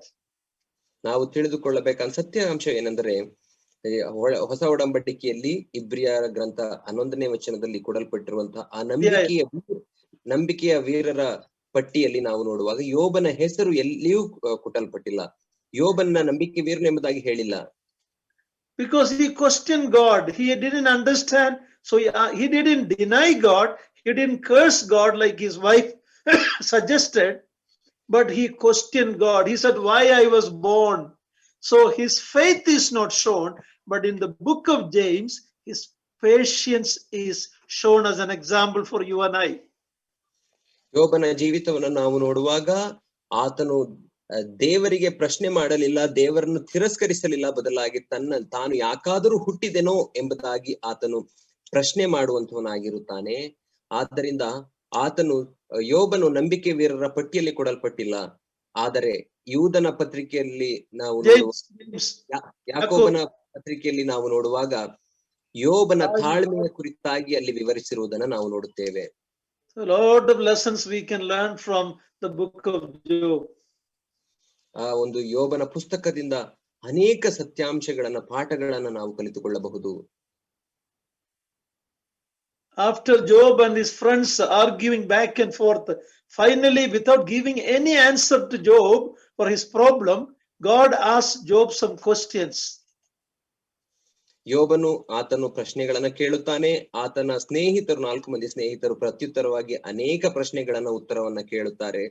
ಕೊನೆಯದಾಗಿ ದೇವರು ಯೋಬನನ್ನ ಕೆಲವು ಪ್ರಶ್ನೆಗಳನ್ನ ಕೇಳುತ್ತಾರೆ. At the end of the question God asked about the creator, sovereign God, Job understood that he's a sovereign God, and he shut his mouth and he fell in ashes and repented, and God blessed his latter end twice. ಕಡೆಯ ಅಧ್ಯಾಯಗಳಲ್ಲಿ ನಾವು ನೋಡುವಾಗ ದೇವರು ಯೋಬನಿಗೆ ಪ್ರಶ್ನೆ ಮಾಡುವವನಾಗಿ ತನ್ನ ಸಾರ್ವಭೌಮತೆಯನ್ನ ಆತನಿಗೆ ತಿಳಿಸುತ್ತಾನೆ. ದೇವರ ಸಾರ್ವಭೌಮತೆಯನ್ನ ತಿಳಿದುಕೊಂಡಂತಹ ಯೋಬನು ತನ್ನ ಬಾಯಿಯ ಮೇಲೆ ಬೆರಳನ್ನ ಇಟ್ಟುಕೊಳ್ಳುವವನಾಗಿ, ಕೈಯನ್ನ ಇಟ್ಟುಕೊಳ್ಳುವವನಾಗಿ ಆತನು ಸುಮ್ಮನೆ ಆಗುವುದನ್ನು ನಾವು ನೋಡುತ್ತೇವೆ. So we may have a lot of questions about God's dealings. It is better to trust God even when you don't understand why God is doing what he is doing. You can trust him. ಆದ್ದರಿಂದ ನನಗೂ ನಿಮಗೂ ದೇವರು ನಮ್ಮ ಜೀವಿತದಲ್ಲಿ ಮಾಡುವಂತಹ ಕಾರ್ಯಗಳ ಕುರಿತಾಗಿ ಅನೇಕ ಪ್ರಶ್ನೆಗಳಿರಬಹುದು. ಆದರೆ ನೀವು ಮಾಡಬೇಕಾದಂತಹ ವಿಷಯವೇನೆಂದರೆ ಆತನನ್ನ ಸಂಪೂರ್ಣವಾಗಿ ನಂಬುವವರಾಗಿರಬೇಕು, ಸುಮ್ಮನಿರಬೇಕು. At the end, we will know that trusting God, believing God and his word is what brings blessing in our life. ಕಡೆಯದಾಗಿ ನಾವು ಅರ್ಥ ಮಾಡಿಕೊಳ್ಳುವಂತ ಸತ್ಯಾಂಶವೇನಂತಂದರೆ ದೇವರ ವಾಕ್ಯವನ್ನು ನಂಬಬೇಕು. ಕಡೆಯದಾಗಿ ನಮಗೆ ಆಶೀರ್ವಾದವು ಬರುವಂತದಾಗಿರುತ್ತದೆ ನಾವು ದೇವರನ್ನ ನಂಬುವಾಗ. God is the creator, sovereign God. He don't need to explain everything to you and me. Sometimes if God explains, we will not understand. ದೇವರು ಸಾರ್ವಭೌಮ ದೇವರಾಗಿದ್ದಾನೆ, ಆತನು ಸೃಷ್ಟಿಕರ್ತನಾಗಿದ್ದಾನೆ. ಆತನು ನಮಗೂ ನಿಮಗೂ ತಾನು ಮಾಡುವಂತ ಕಾರ್ಯಗಳ ಕುರಿತಾಗಿ ವಿವರ ಹೇಳುವಂತ ಅವಶ್ಯಕತೆ ಇಲ್ಲ. ಒಂದು ವೇಳೆ ವಿವರಿಸಿದರೂ ನಮಗದು ಅರ್ಥವಾಗದೆ, we may not fully understand that. ದೇವರು ಒಂದು ವೇಳೆ ಅದನ್ನು ವಿವರಿಸಿದರೂ ನಮಗೆ ಅರ್ಥವಾಗುವುದಿಲ್ಲ. We take our little child outside to the road and he see a big plane going above in the sky, and the child is asking the father, how does that plane fly in the sky? ನಾವು ನಮ್ಮ ಚಿಕ್ಕ ಮಗುವನ್ನ ರಸ್ತೆಯಲ್ಲಿ ಕರೆದುಕೊಂಡು ಹೋಗುವಾಗ ಹಾರಾಡುತ್ತಿರುವಂತಹ ವಿಮಾನವನ್ನು ನೋಡಿ ಮಗು ತಂದೆಗೆ ಕೇಳುವಂತ ಪ್ರಶ್ನೆ, ಆ ಒಂದು ವಿಮಾನ ಹೇಗೆ ಮೇಲೆ ಹಾರುತ್ತದೆ ಎಂಬುದಾಗಿ ಕೇಳುತ್ತದೆ. There are 400 people in it. ಆ ಒಂದು ವಿಮಾನದಲ್ಲಿ 400 ಜನರಿದ್ದಾರೆ. And there is tons of baggage in it, weight. ಆ ಒಂದು ವಿಮಾನದಲ್ಲಿ ಟನ್ ಗಟ್ಟಲೆ ಸಾಮಾನುಗಳಿವೆ. You think I can explain that to my little child, how that flight is running? Do you think he will understand that? ಆ ಒಂದು ಸಣ್ಣ ನನ್ನ ಮಗನಿಗೆ ಯಾವ ರೀತಿ ವಿಮಾನವು ಹಾರುತ್ತದೆ ಎಂಬುದಾಗಿ ಎಲ್ಲಾ ಸಂಗತಿಗಳನ್ನು ನಾನು ಹೇಳಿದರೆ ಆತನಿಗೆ ಅರ್ಥವಾಗುತ್ತದೆ ಎಂಬುದಾಗಿ ನೆನೆಸುತ್ತೀರಾ? If I tell him about aerodynamics and gravity, you think that little boy will understand? ನಾವು ಗುರುತ್ವಾಕರ್ಷಣೆ ಬಲದ ಕುರಿತಾಗಿ ಮತ್ತು ಆ ಏರೋಡೈನಾಮಿಕ್ ವಿಮಾನ ಹಾರುವಂತ ಏರೋಡೈನಾಮಿಕ್ ವಿಷಯದ ಕುರಿತಾಗಿ ಆತನಿಗೆ ವಿವರಿಸುವಾಗ ಆತನಿಗೆ ಅರ್ಥವಾಗುತ್ತದೆ ಎಂಬುದಾಗಿ ನೆನೆಸುತ್ತೀರಾ? No, he will not understand. So the father can say that, okay, it is flying, you see that it is real, you just believe it. ಆತನಿಗೆ ಅರ್ಥವಾಗುವುದಿಲ್ಲ. ಆದರೆ ತಂದೆ ಹೇಳಬಹುದು ಮಗನಿಗೆ, ಅದು ಹಾರುತ್ತಾ ಇದೆ, ನಂಬು, ಅದು ಹಾರುತ್ತದೆ ಎಂಬುದಾಗಿ. ಆತನು ನಂಬಬೇಕಷ್ಟೇ. As he grow and as he go to college, he study about science and all that, later he will understand.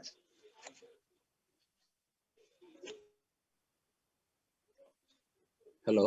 Hello? I could not get you. Yeah, as he grows and as he learns science and all the principles, then he will understand more clearly how that flight is flying. ಆತನು ದೊಡ್ಡವನಾಗುವಾಗ ಕಾಲೇಜಿಗೆ ಹೋಗುವಾಗ ಎಲ್ಲ ಆ ಒಂದು ವಿಜ್ಞಾನದ ಆ ತಂತ್ರಜ್ಞಾನದ ಕುರಿತಾಗಿ ಆತನು ಅರ್ಥ ಮಾಡಿಕೊಳ್ಳುವಾಗ ಯಾವ ರೀತಿ ವಿಮಾನವು ಹಾರುತ್ತದೆ ಎಂಬುದು ಕೂಡ ಆತನಿಗೆ ಅರ್ಥವಾಗುತ್ತದೆ. Same way today our knowledge is limited, but you and I can trust God completely even when we don't understand. That is what Job's book is teaching us. ಆದ್ದರಿಂದ ಈ ದಿನ ನಮಗೂ ಕೂಡ ಜ್ಞಾನವು ಅದು ಕಡಿಮೆಯಾಗಿದೆ. ಆದರೆ ನಾವು ದೇವರನ್ನ ಸಂಪೂರ್ಣವಾಗಿ ಪರಿಪೂರ್ಣವಾಗಿ ನಂಬಬೇಕಷ್ಟೇ. ಅದನ್ನೇ ನಾವು ಯೋಬನ ಪುಸ್ತಕದಲ್ಲಿ ಕಲಿತುಕೊಳ್ಳುವವರಾಗಿರುತ್ತೇವೆ. So Job's book is where we have 14 reference to Satan. ಆದ್ದರಿಂದ ಯೋಬನ ಪುಸ್ತಕದಲ್ಲಿ ನಾವು ಸೈತಾನನ ಕುರಿತಾಗಿ 14 ಕಡೆಗಳಲ್ಲಿ ವಿವರಿಸಿರುವುದನ್ನು ನಾವು ನೋಡುತ್ತೇವೆ. But at the end, when God changed Job's condition and blessed him, we don't see Satan anywhere near him. ಆದರೆ ಅಂತ್ಯದಲ್ಲಿ ದೇವರು ಯೋಬನ ಪರಿಸ್ಥಿತಿಯನ್ನ ಬದಲಾಯಿಸಿ ಆತನ್ನ ಆಶೀರ್ವದಿಸುವಾಗ ಸೈತಾನನ್ನ ಎಲ್ಲಿಯೂ ಕೂಡ ನಾವು ಅಕ್ಕಪಕ್ಕದಲ್ಲಿ ನೋಡುವುದಿಲ್ಲ.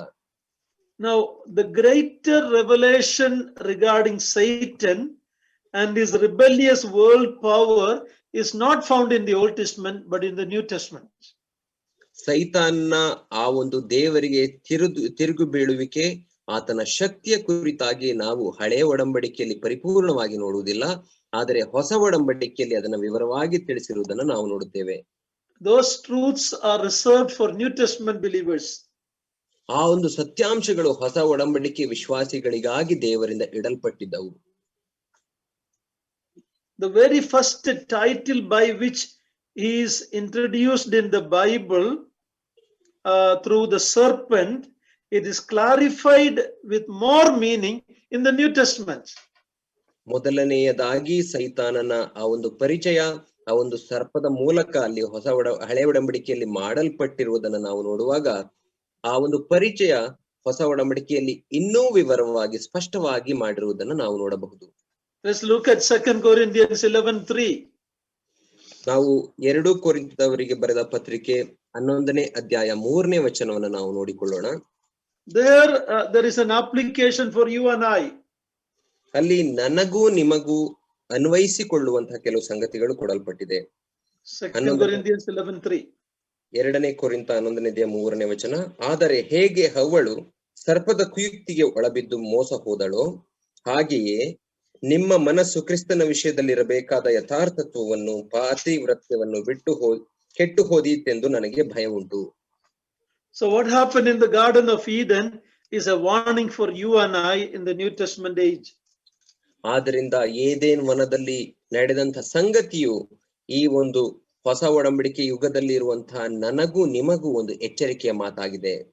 So in the New Testament, the last book, Revelation 12:9, ನಾವು ಹೊಸ ಒಡಂಬಡಿಕೆಯಲ್ಲಿ ಕೊನೆಯ ಪುಸ್ತಕವಾದಂತಹ ಪ್ರಕಟಣೆ 12ನೇ ಅಧ್ಯಾಯ 9ನೇ ವಚನದಲ್ಲಿ ನೋಡುತ್ತೇವೆ.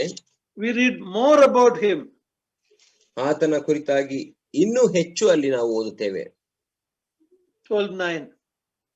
12ನೇ ಅಧ್ಯಾಯ ಪ್ರಕಟಣೆ 9ನೇ ವಚನ. ಭೂಲೋಕದವರನ್ನೆಲ್ಲಾ ಮರಳುಗೊಳಿಸುವ ಆ ಮಹಾಘಟ ಸರ್ಪನು, ಅಂದರೆ ಪಿಶಾಚನೆಂತಲೂ ಸೈತಾನನೆಂತಲೂ ಹೆಸರುಳ್ಳ ಪುರಾತನ ಸರ್ಪವು ದೊಬ್ಬಲ್ಪಟ್ಟು ಭೂಮಿಗೆ ಬಿದ್ದನು. So the New Testament gives much more revelation and warning about Satan.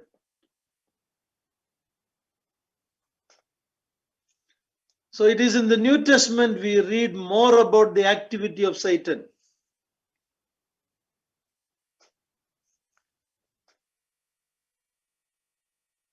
Niranjan, you're muted. You're muted.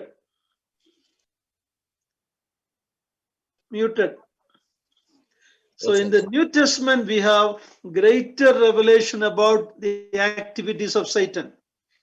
ಆದ್ದರಿಂದ ಹೊಸ ಒಡಂಬಡಿಕೆಯಲ್ಲಿ ನಾವು ಸೈತಾನನ ಆ ಒಂದು ಕಾರ್ಯಗಳ ಕುರಿತಾಗಿ ಹೆಚ್ಚಿನ ಪ್ರಕಟಣೆ ಮಾಡಲ್ಪಟ್ಟಿರುವುದನ್ನು ನಾವು ನೋಡುತ್ತೇವೆ.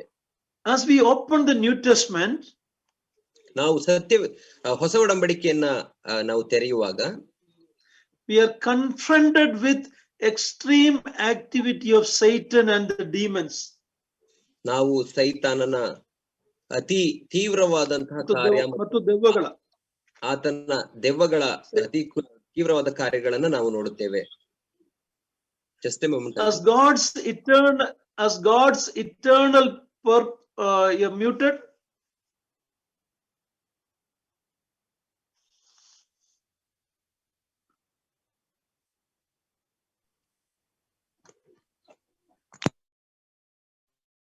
Niranjan, can you hear? I can hear you. Yeah. When you open the New Testament, ನೀವು ಹೊಸ ಒಡಂಬಡಿಕೆಯನ್ನ ತೆರೆಯುವಾಗ God's eternal purpose of redemption was about to be actualized. It's going to materialize. ದೇವರ ಆ ಒಂದು ಮಹಾ ಅತಿಶಯವಾದಂತಹ ಆ ಬಿಡುಗಡೆಯು ಅದು ಕಾರ್ಯರೂಪಕ್ಕೆ ಬರುವಂತದ್ದು ಹೊಸ ಒಡಂಬಡಿಕೆಯಲ್ಲಿ. That is where we see the opposition of the power of darkness.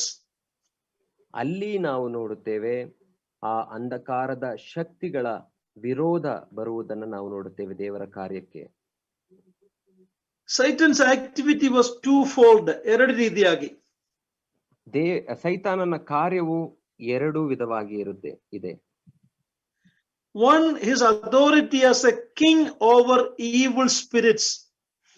ಮೊದಲನೇದಾಗಿ ಆತನು ದುಷ್ಟ ದೆವ್ವಗಳ ಮೇಲೆ ಆತನು ಒಡೆಯನಾಗಿದ್ದಾನೆ. ದುರಾತ್ಮಗಳ ಮೇಲೆ ಒಡೆಯನಾಗಿದ್ದಾನೆ. Another thing, he is controlling the world power, world politics, world dominion. We see these two ways Satan working in the New Testament. ಮತ್ತು ಎರಡನೇದಾಗಿ ಸೈತಾನನು ಈ ಪ್ರಪಂಚವನ್ನ ಆತನು ಲೋಕವನ್ನ ಆತನು ತನ್ನ ಹತೋಟಿಯಲ್ಲಿ ಇಟ್ಟುಕೊಂಡಿದ್ದಾನೆ. ಲೋಕದ ರಾಜಕೀಯವಿರಬಹುದು, ಎಲ್ಲ ನಡೆಯುವಂತ ಲೋಕದ ಸಂಗತಿಗಳಿರಬಹುದು ಆತನ ಹತೋಟಿಯಲ್ಲಿದೆ. ಈ ಎರಡು ವಿಧದಲ್ಲಿ ಸೈತಾನನು ಈ ಲೋಕವನ್ನ ನಿಯಂತ್ರಿಸುತ್ತಿದ್ದಾನೆ. So we see most of his work in the gospel time when the Lord Jesus Christ was living in this world. ಸೈತಾನನು ಮಾಡಿದಂತ ಹೆಚ್ಚಿನ ಕಾರ್ಯಗಳು ಯೇಸು ಕ್ರಿಸ್ತನು ಆತನು ಈ ಲೋಕದಲ್ಲಿ ಇದ್ದುಕೊಂಡು ಸುವಾರ್ತೆಯನ್ನು ಸಾರುವಾಗ ಹೆಚ್ಚಿನ ಕಾರ್ಯವನ್ನು ಸೈತಾನನು ಮಾಡುತ್ತಾ ಇದ್ದಾನೆ ಎಂಬುದಾಗಿ ನಾವು ನೋಡುತ್ತೇವೆ. Let's read Revelation 16, 13 and 14. ನಾವು ಪ್ರಕಟಣೆ 16ನೇ ಅಧ್ಯಾಯ 13, 14ನೇ ವಚನವನ್ನ ಓದಿಕೊಳ್ಳೋಣ. ಪ್ರಕಟಣೆ 16, 13, 14.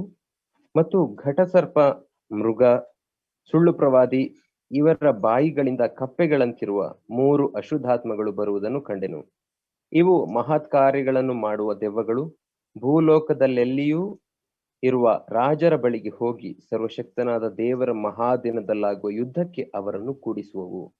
So we see about evil spirits and demons associated with Satan more in the New Testament.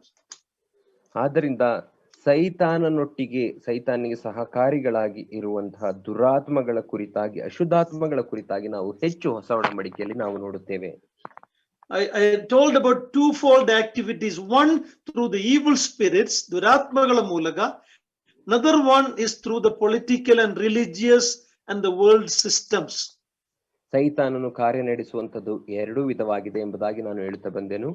ಮೊದಲನೇದಾಗಿ ಆತನು ತನ್ನ ದುರಾತ್ಮಗಳ ಮೂಲಕ ಕಾರ್ಯ ನಡೆಸುವಂತವನಾಗಿರುತ್ತಾನೆ. ಎರಡನೇದಾಗಿ ಈ ಲೋಕದ ರಾಜಕೀಯ, ಈ ಲೋಕದ ಶಕ್ತಿಗಳ ಮೂಲಕವಾಗಿ, ಅಧಿಕಾರಿಗಳ ಮೂಲಕವಾಗಿ ಆತನು ಕಾರ್ಯ ನಡೆಸುತ್ತಾನೆ. Look at the Psalm chapter 2, Psalm 2. We read about the first 2 verses. Look at that. ಕೀರ್ತನೆ 2ನೇ ಅಧ್ಯಾಯ ಮೊದಲ 2 ವಚನಗಳನ್ನು ನಾವು ನೋಡುವಾಗ ಅಲ್ಲಿ ನಾವು ಈ ರೀತಿ ನೋಡುತ್ತೇವೆ. ಕೀರ್ತನೆ 2ನೇ ಅಧ್ಯಾಯ ಮೊದಲ 2 ವಚನಗಳು. ಅನ್ಯ ಜನಗಳು ದೊಂಬಿ ಮಾಡುವುದು, ಜನಾಂಗಗಳವರು ವ್ಯರ್ಥ ಕಾರ್ಯಗಳನ್ನು ಯೋಚಿಸುವುದು ಯಾಕೆ? ಯೆಹೋವನಿಗೂ ಆತನು ಅಭಿಷೇಕಿಸಿದವನಿಗೂ ವಿರೋಧವಾಗಿ ಭೂಪತಿಗಳು ಸನ್ನದ್ಧರಾಗಿ ನಿಂತಿದ್ದಾರೆ, ಅಧಿಕಾರಿಗಳು ಒಟ್ಟಾಗಿ ಸೇರಿ ಆಲೋಚಿಸುತ್ತಿದ್ದಾರೆ. So we see the world's rebellion against God and his anointed, that is God the Father and the Lord Jesus Christ. ಆದ್ದರಿಂದ ನಾವು ಇಲ್ಲಿ ನೋಡುತ್ತೇವೆ, ಈ ಲೋಕ ಮತ್ತು ಲೋಕದಲ್ಲಿರುವಂತಹ ಅಧಿಕಾರಿಗಳು ದೇವರಿಗೂ ದೇವರ ಅಭಿಷಿಕ್ತನಾದಂತಹ ಯೇಸು ಕ್ರಿಸ್ತನಿಗೂ ವಿರುದ್ಧವಾಗಿ ಕಾರ್ಯ ಮಾಡುವುದನ್ನು ನಾವು ನೋಡುತ್ತೇವೆ. And so we see, even though it is predicted in Psalm 2, it came into action when Jesus came into this world. ಈ ಕೀರ್ತನೆ 2ನೇ ಅಧ್ಯಾಯದಲ್ಲಿ ಆ ಒಂದು ವಿಷಯದ ಕುರಿತಾಗಿ ಅಲ್ಲಿ ಒಂದು ಪ್ರವಾದನೆ ಹೇಳಲ್ಪಟ್ಟಿದ್ದರೂ ಅದು ನೆರವೇರಿದದ್ದು ಯಾವಾಗ ಎಂಬುದಾಗಿ ನಾವು ನೋಡುವಾಗ ಯೇಸು ಕ್ರಿಸ್ತನು ಆತನು ಈ ಲೋಕಕ್ಕೆ ಬಂದಾಗ.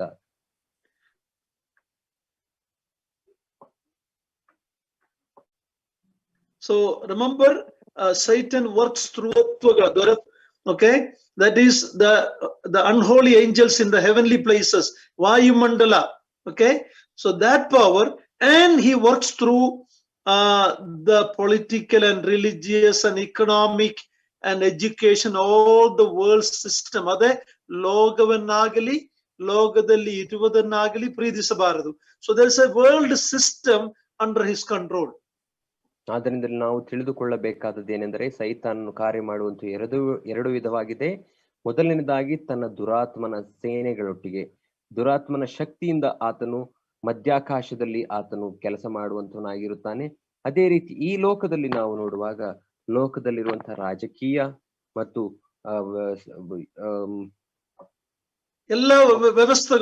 ಎಲ್ಲಾ ವ್ಯವಸ್ಥೆಗಳು, ಆ ಒಂದು ಎಜುಕೇಶನ್ ಇರಬಹುದು, ವಿದ್ಯಾಭ್ಯಾಸ, ಎಲ್ಲಾ ವ್ಯವಸ್ಥೆಗಳ ಮೂಲಕವೂ ಸೈತಾನನು ಕಾರ್ಯ ನಡೆಸುತ್ತಾನೆ. And the Lord is telling us not to love that world. It's not talking about the earth, the globe, but the world system. ಲೋಗವನ್ನಾಗಲಿ ಲೋಕದಲ್ಲಿ ಇರುವುದನ್ನಾಗಲಿ ಪ್ರೀತಿಸಬಾರದು. There's a system that is directly opposed to God and his anointed. ಆದ್ದರಿಂದಲೇ ದೇವರು ಹೇಳುವಂತದ್ದು, ಲೋಕವನ್ನಾಗಲಿ ಲೋಕದಲ್ಲಿರುವವುಗಳನ್ನಾಗಲಿ ಪ್ರೀತಿಸಬೇಡಿರಿ ಎಂಬುದಾಗಿ. ಲೋಕವನ್ನ ಪ್ರೀತಿಸಬೇಡಿರಿ ಎಂಬುದಾಗಿ ಹೇಳುವಾಗ ಭೂಮಿಯನ್ನ ಪ್ರೀತಿಸಬೇಡಿರಿ ಎಂಬುದಾಗಿ ಅಲ್ಲ, ಬದಲಾಗಿ ಲೋಕದಲ್ಲಿರುವಂತಹ ವ್ಯವಸ್ಥೆ, ದೇವರ ಕಾರ್ಯಗಳಿಗೆ ವಿರೋಧವಾಗಿ ವ್ಯವಸ್ಥಿತವಾಗಿ ನಡೆಯುತ್ತಿರುವಂತಹ ವಿಷಯಗಳನ್ನ ನಾವು ಪ್ರೀತಿಸಬಾರದು. When the Lord was in the world, in the gospel account, Matthew 12:24, we read this, Matthew 12:24. ಯೇಸು ಕ್ರಿಸ್ತನು ಈ ಲೋಕದಲ್ಲಿ ಆತನು ಸ್ವಾರ್ಥ ಸಾರುವಾಗ ಇದ್ದಾಗ ಏನು ನಡೆಯುತ್ತೆ ಎಂಬುದಾಗಿ ನಾವು ಮತ್ತಾಯ 12:24 ವಚನದಲ್ಲಿ ನಾವು ನೋಡುತ್ತೇವೆ. 12:24 ವಚನ ಮತ್ತಾಯ. ಆದರೆ ಫರಿಸಾಯರು ಅದನ್ನು ಕೇಳಿ, ಇವನು ದೆವ್ವಗಳ ಒಡೆಯನಾದ ಬೆಲ್ಜೆಬೂಲನ ಸಹಾಯದಿಂದ ದೆವ್ವಗಳನ್ನು ಬಿಡಿಸುತ್ತಾನೆಯೇ ಹೊರತು ಬೇರೆ ರೀತಿಯಿಂದ ಬಿಡಿಸುವುದಿಲ್ಲ ಅಂದರು. So here the Israel's leaders were accusing Jesus of casting out demons by the power of Satan or Beelzebul. ಇಲ್ಲಿ ನಾವು ನೋಡುವಾಗ ಇಸ್ರಾಯೇಲರ ನಾಯಕರು ಯೇಸು ಕ್ರಿಸ್ತನು ಬೆಲ್ಜೆಬೂಲನ ಅಥವಾ ಸೈತಾನನ ಸಹಾಯದಿಂದ ದೆವ್ವಗಳನ್ನು ಬಿಡಿಸುತ್ತಾನೆ ಎಂಬುದಾಗಿ ಆತನ ಮೇಲೆ ಆರೋಪ ಮಾಡುತ್ತಿದ್ದಾರೆ. In the following verses, Christ said, house divided cannot stand. If Satan cast out the demon by the power of Satan, how shall his kingdom stand? ಮುಂದಿನ ವಚನಗಳಲ್ಲಿ ನಾವು ನೋಡುವಾಗ ಯೇಸು ಕ್ರಿಸ್ತನು ಹೇಳುವಂತದ್ದು, ಯಾವ ಮನೆಯಾದರೂ ತನ್ನಲ್ಲಿ ಭೇದ ಹುಟ್ಟಿಸಿಕೊಂಡಂತ ಮನೆ ಅದು ನಿಲ್ಲುವುದಿಲ್ಲ. 26ನೇ ವಚನದಲ್ಲಿ, ಅದರಂತೆ ಸೈತಾನನನ್ನು ಹೊರಡಿಸಿದರೆ ತನ್ನಲ್ಲಿ ಭೇದ ಹುಟ್ಟಿಸಿಕೊಂಡ ಆಗಾಯಿತು. So Satan has a kingdom along with the evil spirits. ಆದ್ದರಿಂದ ಸೈತಾನನಿಗೂ ಕೂಡ ಒಂದು ರಾಜ್ಯವಿದೆ, ರಾಜ್ಯತ್ವವಿದೆ, ಮತ್ತು ಅದರಲ್ಲಿ ದುರಾತ್ಮಗಳು ಕೂಡ ಭಾಗವಾಗಿವೆ, ಅಂಗಗಳಾಗಿವೆ. 2 Corinthians 4:4 calls him the God of this world. 2 ಕೊರಿಂಥ 4ನೇ ಅಧ್ಯಾಯ 4ನೇ ವಚನದಲ್ಲಿ ನಾವು ನೋಡುವಾಗ ಅಲ್ಲಿ ಸೈತಾನನ್ನ ಈ ಲೋಕದ ದೇವರು ಎಂಬುದಾಗಿ ಕರೆದಿರುವುದನ್ನು ನಾವು ನೋಡುತ್ತೇವೆ. And his authority is such that he gives his kingdom to whomsoever he will. You see that in Luke chapter 4 verse 6. ನಾವು ಲೂಕ 4ನೇ ಅಧ್ಯಾಯ 6ನೇ ವಚನದಲ್ಲಿ ನಾವು ನೋಡುವಾಗ ಸೈತಾನನ ಅಧಿಕಾರ ಶಕ್ತಿ ಹೇಗಿದೆ ಎಂಬುದಾಗಿ ನೋಡಿದರೆ ಆತನು ತನಗೆ ಇಷ್ಟ ಬಂದವರಿಗೆ ಅಧಿಕಾರವನ್ನ ಈ ಲೋಕದಲ್ಲಿ ಕೊಡುತ್ತಾನೆ. He even offered that to the Lord Jesus Christ. You read Luke 4:6. ನಾವು ಲೂಕ 4ನೇ ಅಧ್ಯಾಯ 6ನೇ ವಚನದಲ್ಲಿ ನಾವು ನೋಡುವಾಗ ಆ ಅಧಿಕಾರವನ್ನ ನಿನಗೂ ಕೊಡುತ್ತೇನೆ ಎಂಬುದಾಗಿ ಯೇಸು ಕ್ರಿಸ್ತನನ್ನ ಆತನು ಶೋಧಿಸುವುದನ್ನ ನಾವು ನೋಡುತ್ತೇವೆ. ಲೂಕ 4ನೇ ಅಧ್ಯಾಯ 6ನೇ ವಚನ, ಇವೆಲ್ಲವುಗಳ ಅಧಿಕಾರವನ್ನು ಇವುಗಳ ವೈಭವವನ್ನು ನಿನಗೆ ಕೊಡುವೆನು, ಇದೆಲ್ಲ ನನಗೆ ಕೊಟ್ಟದೆ, ಇದನ್ನು ನನ್ನ ಮನಸ್ಸು ಬಂದವನಿಗೆ ಕೊಡುತ್ತೇನೆ. How did the world become Satan's? ಹೇಗೆ ಈ ಲೋಕ ಸೈತಾನನ ವಶವಾಯಿತು? Who created the world? ಯಾರು ಈ ಲೋಕವನ್ನು ಸೃಷ್ಟಿಸಿದವರು? It's God. ಅದು ದೇವರು ತಾನೇ ಸೃಷ್ಟಿ ಮಾಡಿದಂಥದ್ದು. So when Satan is telling the Lord Jesus in that temptation that this is all given to me, Jesus didn't say, no, it is wrong. I am the one who created it. He didn't say it. Why? ಇಲ್ಲಿ ನಾವು 6ನೇ ವಚನದಲ್ಲಿ ನಾವು ನೋಡುವಾಗ ಸೈತಾನನು ಯೇಸು ಕ್ರಿಸ್ತನನ್ನ ಪರಿಶೋಧಿಸುವಾಗ, ಶೋಧನೆ ಮಾಡುವಾಗ, ಎಲ್ಲಾ ಅಧಿಕಾರವು ಈ ಲೋಕವು ನನಗೆ ಕೊಡಲ್ಪಟ್ಟಿದೆ ಎಂಬುದಾಗಿ ಆತನು ಹೇಳಿದಾಗ ಯೇಸು ಕ್ರಿಸ್ತನು ಇಲ್ಲ ಇದೆಲ್ಲ ನಿನಗೆ ಕೊಡಲ್ಪಟ್ಟಿದ್ದಲ್ಲ, ನಾನು ಸೃಷ್ಟಿ ಮಾಡಿರುವುದು ಎಂಬುದಾಗಿ ಹೇಳಲಿಲ್ಲ, ಬದಲಾಗಿ ಮೌನವಾಗಿದ್ದಾನೆ. ಯಾಕೆ? Because in the Garden of Eden, Adam and Eve were created to rule this world. ದೊರೆತನ ಮಾಡುವುದಕ್ಕಾಗಿ ಅವರ ಕೈಯಲ್ಲಿ ಒಪ್ಪಿಸಿಕೊಟ್ಟಿದೆ. All the earth and its animals, its creation was all given to Adam to rule. But Adam and Eve subleased it to Satan when he obeyed Satan's word. ನಾವು ಏದೇನು ವನದಲ್ಲಿ ನಾವು ನೋಡುವಾಗ ದೇವರು ಈ ಲೋಕದ ಮೇಲೆ, ಈ ಭೂಮಿಯ ಮೇಲೆ ದೊರೆತನ ಮಾಡುವಂತ ಅಧಿಕಾರವನ್ನ ಆದಾಮನಿಗೂ ಹವ್ವಳಿಗೂ ಕೊಟ್ಟಿರುವುದನ್ನು ನಾವು ನೋಡುತ್ತೇವೆ. ಆದರೆ ಅವರು ಪಾಪ ಮಾಡಿದಾಗ ಆ ಒಂದು ಅಧಿಕಾರವನ್ನ ಸೈತಾನನಿಗೆ ಒಪ್ಪಿಸಿಕೊಟ್ಟಂತದನ್ನ ನಾವು ನೋಡುತ್ತೇವೆ. ಸೈತಾನಿಗೆ ಅದನ್ನ ಆ ಒಂದು ಲೀಸ್ಗೆ ಕೊಟ್ಟಿರುವುದನ್ನು ನಾವು ನೋಡುತ್ತೇವೆ. That is why Jesus didn't argue with him. Yes, this world is now under his control. The world system is under his control. He is the God of this world, the small letter G. He is controlling the politics, the religion, the education, the entertainment. Everything is in his hand, and he is willing to give it to anyone who will bow down to him. ಆದ್ದರಿಂದಲೇ ಯೇಸು ಕ್ರಿಸ್ತನು ಸೈತಾನನೊಟ್ಟಿಗೆ ವಾಗ್ವಾದ ಮಾಡಲಿಲ್ಲ. ಹೌದು, ಈ ಎಲ್ಲಾ ಅಧಿಕಾರವು ಸೈತಾನನಿಗೆ ಕೊಡಲ್ಪಟ್ಟಿದೆ. ಈ ಲೋಕದ ವ್ಯವಸ್ಥೆ, ಈ ಲೋಕದಲ್ಲಿರುವಂತಹ ಧರ್ಮ, ಈ ಲೋಕದ ರಾಜಕೀಯ, ವಿದ್ಯೆ, ಮನರಂಜನೆ ಎಲ್ಲವೂ ಕೂಡ ಸೈತಾನನ ಆ ವಶದಲ್ಲಿದೆ. ಆತನು ತನಗೆ ಇಷ್ಟ ಬಂದ ಹಾಗೆ ಅದನ್ನು ನಡೆಸುತ್ತಾನೆ ಮತ್ತು ತನಗೆ ಇಷ್ಟ ಬಂದವರಿಗೆ ಅದನ್ನು ಒಪ್ಪಿಸಿಕೊಡುತ್ತಾನೆ. Now, if you remember in Revelation chapter 5, John was given a revelation where there was a scroll, a book, and there in chapter 5 of Revelation, and there was a question asked, who is able to take this book and open its seals? Remember that? ನೀವು ಜ್ಞಾಪಕ ಮಾಡಿಕೊಳ್ಳುವುದಾದರೆ ಪ್ರಕಟಣೆ 5ನೇ ಅಧ್ಯಾಯದಲ್ಲಿ ನಾವು ನೋಡುವಾಗ ಆ ಒಂದು ಅಪೊಸ್ತಲನಾದಂತ ಯೋಹಾನನು ಕಂಡಂತಹ ದರ್ಶನದಲ್ಲಿ ಒಬ್ಬನು ಒಂದು ಸುರುಳಿಯನ್ನ ಹಿಡಿದುಕೊಂಡಿರುವುದನ್ನ ನಾವು ನೋಡುವಾಗ, ಯಾರು ಈ ಸುರುಳಿಯನ್ನ ಬಿಚ್ಚಲಿಕ್ಕೆ ಶಕ್ತನು, ಯೋಗ್ಯನು ಎಂಬುದಾಗಿ ಕೇಳುವ ಪ್ರಶ್ನೆಯನ್ನು ನಾವು ಅಲ್ಲಿ ನೋಡುತ್ತೇವೆ. ಅದು ನಿಮಗೆ ಜ್ಞಾಪಕವಿದೆಯಾ? We read that nobody anywhere was there fit to open that seal of that scroll. ಆದರೆ ಆ ಒಂದು ಸುರುಳಿಯ ಆ ಮುದ್ರೆಗಳನ್ನು ಬೆಚ್ಚುವುದಕ್ಕೆ ಯೋಗ್ಯನು ಎಲ್ಲಿಯೂ ಸಿಕ್ಕಲಿಲ್ಲ ಎಂಬುದಾಗಿ ನಾವು ಅಲ್ಲಿ ನೋಡುತ್ತೇವೆ.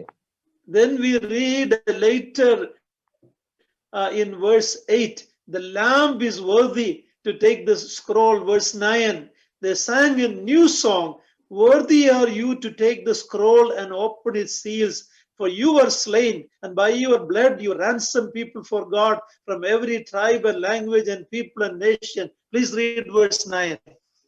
ನಾವು 8ನೇ ವಚನದಲ್ಲಿ Chapter 5 verse 9. ಪ್ರಕಟಣೆ 5ನೇ ಅಧ್ಯಾಯ 5ನೇ ಅಧ್ಯಾಯ 8ನೇ ವಚನದಲ್ಲಿ ನಾವು ನೋಡ್ತೀವಿ, ಯಜ್ಞದ ಕುರಿಯಾದ ಆತನು ಸಿಕ್ಕಿದನು, ಆತನು ಮಾತ್ರ ಅದನ್ನು ಬಿಚ್ಚಲಿಕ್ಕೆ ಯೋಗ್ಯನೆಂಬುದಾಗಿ ನಾವು ನೋಡ್ತೇವೆ. ಮುಂದೆ ಆ ದೇವಜನರು ಮಾಡುವಂತಹ ಆ ಹಾಡನ್ನ ನಾವು ನೋಡುತ್ತೇವೆ 9ನೇ ವಚನದಲ್ಲಿ. ಅವರು ಹೊಸ ಹಾಡನ್ನ ಹಾಡುತ್ತಾ, ನೀನು ಸುರಳಿಯನ್ನು ತೆಗೆದುಕೊಂಡು ಅದರ ಮುದ್ರೆಗಳನ್ನು ಒಡೆಯುವುದಕ್ಕೆ ಯೋಗ್ಯನೇ, ನೀನು ಯಜ್ಞಾರ್ಪಿತನಾಗಿ ನಿನ್ನ ರಕ್ತದಿಂದ ಸಕಲ ಕುಲ ಭಾಷೆ ಪ್ರಜೆ ಜನಾಂಗಗಳವರಿಂದ ಮನುಷ್ಯರನ್ನು ದೇವರಿಗಾಗಿ ಕೊಂಡುಕೊಂಡಿ ಎಂಬುದಾಗಿ ನಾವು ನೋಡುತ್ತೇವೆ. So dear brothers and sisters, understand one truth. This world is leased out to Satan by Adam and Eve. ಆದ್ದರಿಂದ ಪ್ರಿಯ ಸಹೋದರ ಸಹೋದರಿಯರೇ, ಒಂದು ಸತ್ಯಾಂಶವನ್ನು ಅರ್ಥ ಮಾಡಿಕೊಳ್ಳಿರಿ. ಅದೇನೆಂದರೆ, ಆದಾಮ ಮತ್ತು ಹವ್ವಳಿಂದ ಈ ಲೋಕವು ಸೈತಾನನಿಗೆ ಅದು ವಶವಾಗಲಿಕ್ಕೆ ಮಾರಲ್ಪಟ್ಟಿದೆ. One day the lamb that is slain is going to claim it back, and he is the only one who is worthy to open. He will take that, what do you call it, a katha of the land, alle pani or katha. One day the Lord will reclaim this world for himself, and you and I'll be with him. Hallelujah. ಆದರೆ ಬರುವಂತದ್ದಾಗಿರುತ್ತೆ. ಆ ದಿನದಲ್ಲಿ ನಾವು ನೋಡುವಾಗ, ಒಂದು ದಿನ ಬರುತ್ತದೆ, ಆ ದಿನದಲ್ಲಿ ನಾವು ನೋಡುವಾಗ ಯಜ್ಞದ ಕುರಿಯಾದಾತನು ಮಾತ್ರ ಆ ಒಂದು ಮುದ್ರೆಯನ್ನ ಬಿಚ್ಚಲಿಕ್ಕೆ ಶಕ್ತನು. ಹಕ್ಕು ಪತ್ರವನ್ನ ಸೈತಾನ್ ನಮ್ಮಿಂದ ಕಸಕೊಂಡಿದ್ದನು. ಆ ಒಂದು ಹಕ್ಕು ಪತ್ರವನ್ನ ಆ ದಿನದಲ್ಲಿ ಯೇಸು ಕ್ರಿಸ್ತನು ಬಿಡಿಸಿಕೊಂಡು ನನ್ನ ನಿಮ್ಮೆಲ್ಲರನ್ನ, ಈ ಲೋಕವನ್ನ ಆತನು ಮುಕ್ತಿಗೊಳಿಸುತ್ತಾನೆ.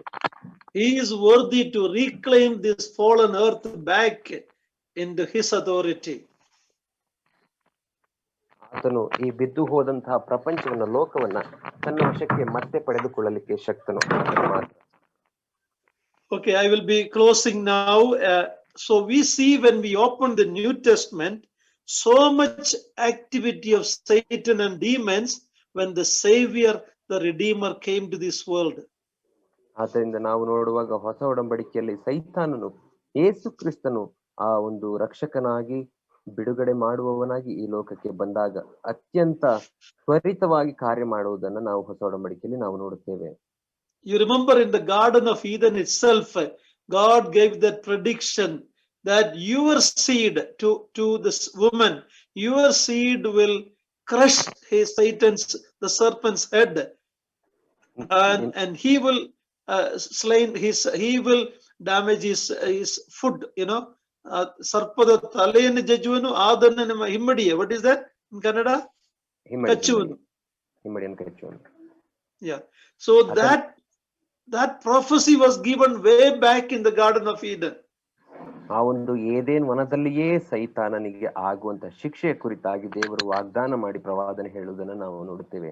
So when the Redeemer came into this world as a man, Satan and the evil spirits were all ready to hinder that work from ever happening. ಆದ್ದರಿಂದಲೇ ದೇವರು ಹೇಳಿದಂತದ್ದು ಆದಾಮನಿಗೆ ಹವ್ವಳಿಗೆ, ಈ ಸ್ತ್ರೀಯ ಸಂತಾನವು ನಿನ್ನ ತಲೆಯನ್ನು ಜಜ್ಜುವುದು, ನೀನು ಅದರ ಹಿಮ್ಮಡಿಯನ್ನ ಕಚ್ಚುವೆ ಎಂಬುದಾಗಿ ಹೇಳುವುದನ್ನು ನಾವು ನೋಡುತ್ತೇವೆ. ಆದ್ದರಿಂದ ಸೈತಾನನು ಆತನ ದುರಾತ್ಮನ ಸೇನೆಗಳು ಯೇಸು ಕ್ರಿಸ್ತನ ಈ ಲೋಕಕ್ಕೆ ಬರುವುದನ್ನೇ ಕಾಯ್ದುಕೊಂಡಿದ್ದು ಆತನ ಕಾರ್ಯಗಳಿಗೆ ತೊಡಕನ್ನು ಉಂಟು ಮಾಡುತ್ತಾರೆ. We read that ಸೈತಾನ ಕ್ರಿಯೆಗಳನ್ನು ಲಯ ಮಾಡುವುದಕ್ಕಾಗಿ ಮನುಷ್ಯಕುಮಾರನು ಬಂದನು. So we see that conflict in the very beginning of the Gospels. ನಾವು ಯೇಸು ಕ್ರಿಸ್ತನ ಕುರಿತಾಗಿ ನಾವು ನೋಡುವಾಗ ಮನುಷ್ಯ ಕುಮಾರು ಆತನು ಸೈತಾನ ಕಾರ್ಯಗಳನ್ನು ಲಯ ಮಾಡುವುದಕ್ಕಾಗಿ ಬಂದನು ಎಂಬುದಾಗಿ ನಾವು ನೋಡುತ್ತೇವೆ. ಆದ್ದರಿಂದ ಈ ಒಂದು ಸುವಾರ್ತೆಗಳ ಆದಿಯಲ್ಲಿಯೇ ಆ ಒಂದು ದೇವರಿಗೂ ಸೈತಾನಿಗೂ ಇರುವಂತಹ ವಿರೋಧದ ಕುರಿತಾಗಿ ಹೇಳಿರುವುದನ್ನು ನಾವು ನೋಡುತ್ತೇವೆ. Satan tried to kill him when he was still an infant, a baby. ಸೈತಾನನು ಯೇಸು ಕ್ರಿಸ್ತನನ್ನ ಆತನು ಇನ್ನೂ ಮಗುವಾಗಿರುವಾಗ ಕೊಲ್ಲಲಿಕ್ಕೆ ಪ್ರಯತ್ನ ಪಟ್ಟದನ್ನು ನಾವು ನೋಡುತ್ತೇವೆ. In his temptation in the wilderness, when he fasted 40 days, he came to separate Christ from the will of the Father. ಅಡವಿಯಲ್ಲಿ ಯೇಸು ಕ್ರಿಸ್ತನು 40 ದಿನ ಉಪವಾಸವಾಗಿದ್ದು ಆತನು ಆ ಸೈತಾನನಿಂದ ಶೋಧಿಸಲ್ಪಡುವಾಗ ಸೈತಾನನು ಯೇಸು ಕ್ರಿಸ್ತನನ್ನ ತಂದೆಯಾದ ದೇವರ ಆ ಒಂದು ಚಿತ್ತದಿಂದ ಬೇರ್ಪಡಿಸಲಿಕ್ಕೆ ಪ್ರಯತ್ನ ಪಟ್ಟನು. When Adam and Eve failed in the garden, Jesus won against Satan in the wilderness after 40 days of fasting. ಮತ್ತು ಸೈತಾನನು ಯೇಸು ಕ್ರಿಸ್ತನಿಗೆ ವಿರುದ್ಧವಾಗಿ ಅಲ್ಲಿ ಶೋಧನೆಯಲ್ಲಿ Pardon me, uncle. Would you please repeat? He defeated Satan in the wilderness after 40 days of fasting, where Adam and Eve failed in a beautiful garden where they had everything to eat. ಅಡವಿಯಲ್ಲಿ ಯೇಸು ಕ್ರಿಸ್ತನು 40 ದಿನ ಉಪವಾಸವಾಗಿದ್ದು ನಂತರ ಸೈತಾನನನ್ನ ಸೋಲಿಸುವುದನ್ನು ನಾವು ನೋಡುತ್ತೇವೆ. ಆದರೆ ಆದಾಮ ಹವ್ವಳು ಆ ಸುಂದರ ವನದಲ್ಲಿ, ಏದೇನು ವನದಲ್ಲಿ ಇದ್ದುಕೊಂಡರೂ ಕೂಡ ಆತನನ್ನ ಸೋಲಿಸಲಿಕ್ಕೆ ಅವರು ಸೋತು ಹೋದರು. Lord willing, we'll continue the study next week. Please know the tactics of Satan, so we are more than conquerors through Christ. ಆದ್ದರಿಂದ ದೇವರ ಚಿತ್ತ ಇರುವುದಾದರೆ ಮುಂದಿನ ಶುಕ್ರವಾರ ನಾವು ಸತ್ಯವೇದ ಅಧ್ಯಯನ ಮುಂದುವರಿಸುತ್ತೇವೆ. ಈ ಒಂದು ಸತ್ಯಾಂಶವನ್ನು ಅರ್ಥ ಮಾಡಿಕೊಳ್ಳಿರಿ, ನಾನು ನೀವು ಕ್ರಿಸ್ತನಲ್ಲಿ ಜಯಶಾಲಿಗಳಿಗಿಂತಲೂ ಮಿಗಿಲಾಗಿದ್ದೇವೆ. He that is in us is greater than he that is in the world. ನಮ್ಮಲ್ಲಿರುವಾತನು ಈ ಲೋಕದಲ್ಲಿರುವಾತನಿಗಿಂತ ಹೆಚ್ಚಿನವನಾಗಿದ್ದಾನೆ. Praise the Lord. Thank you, Niranjan.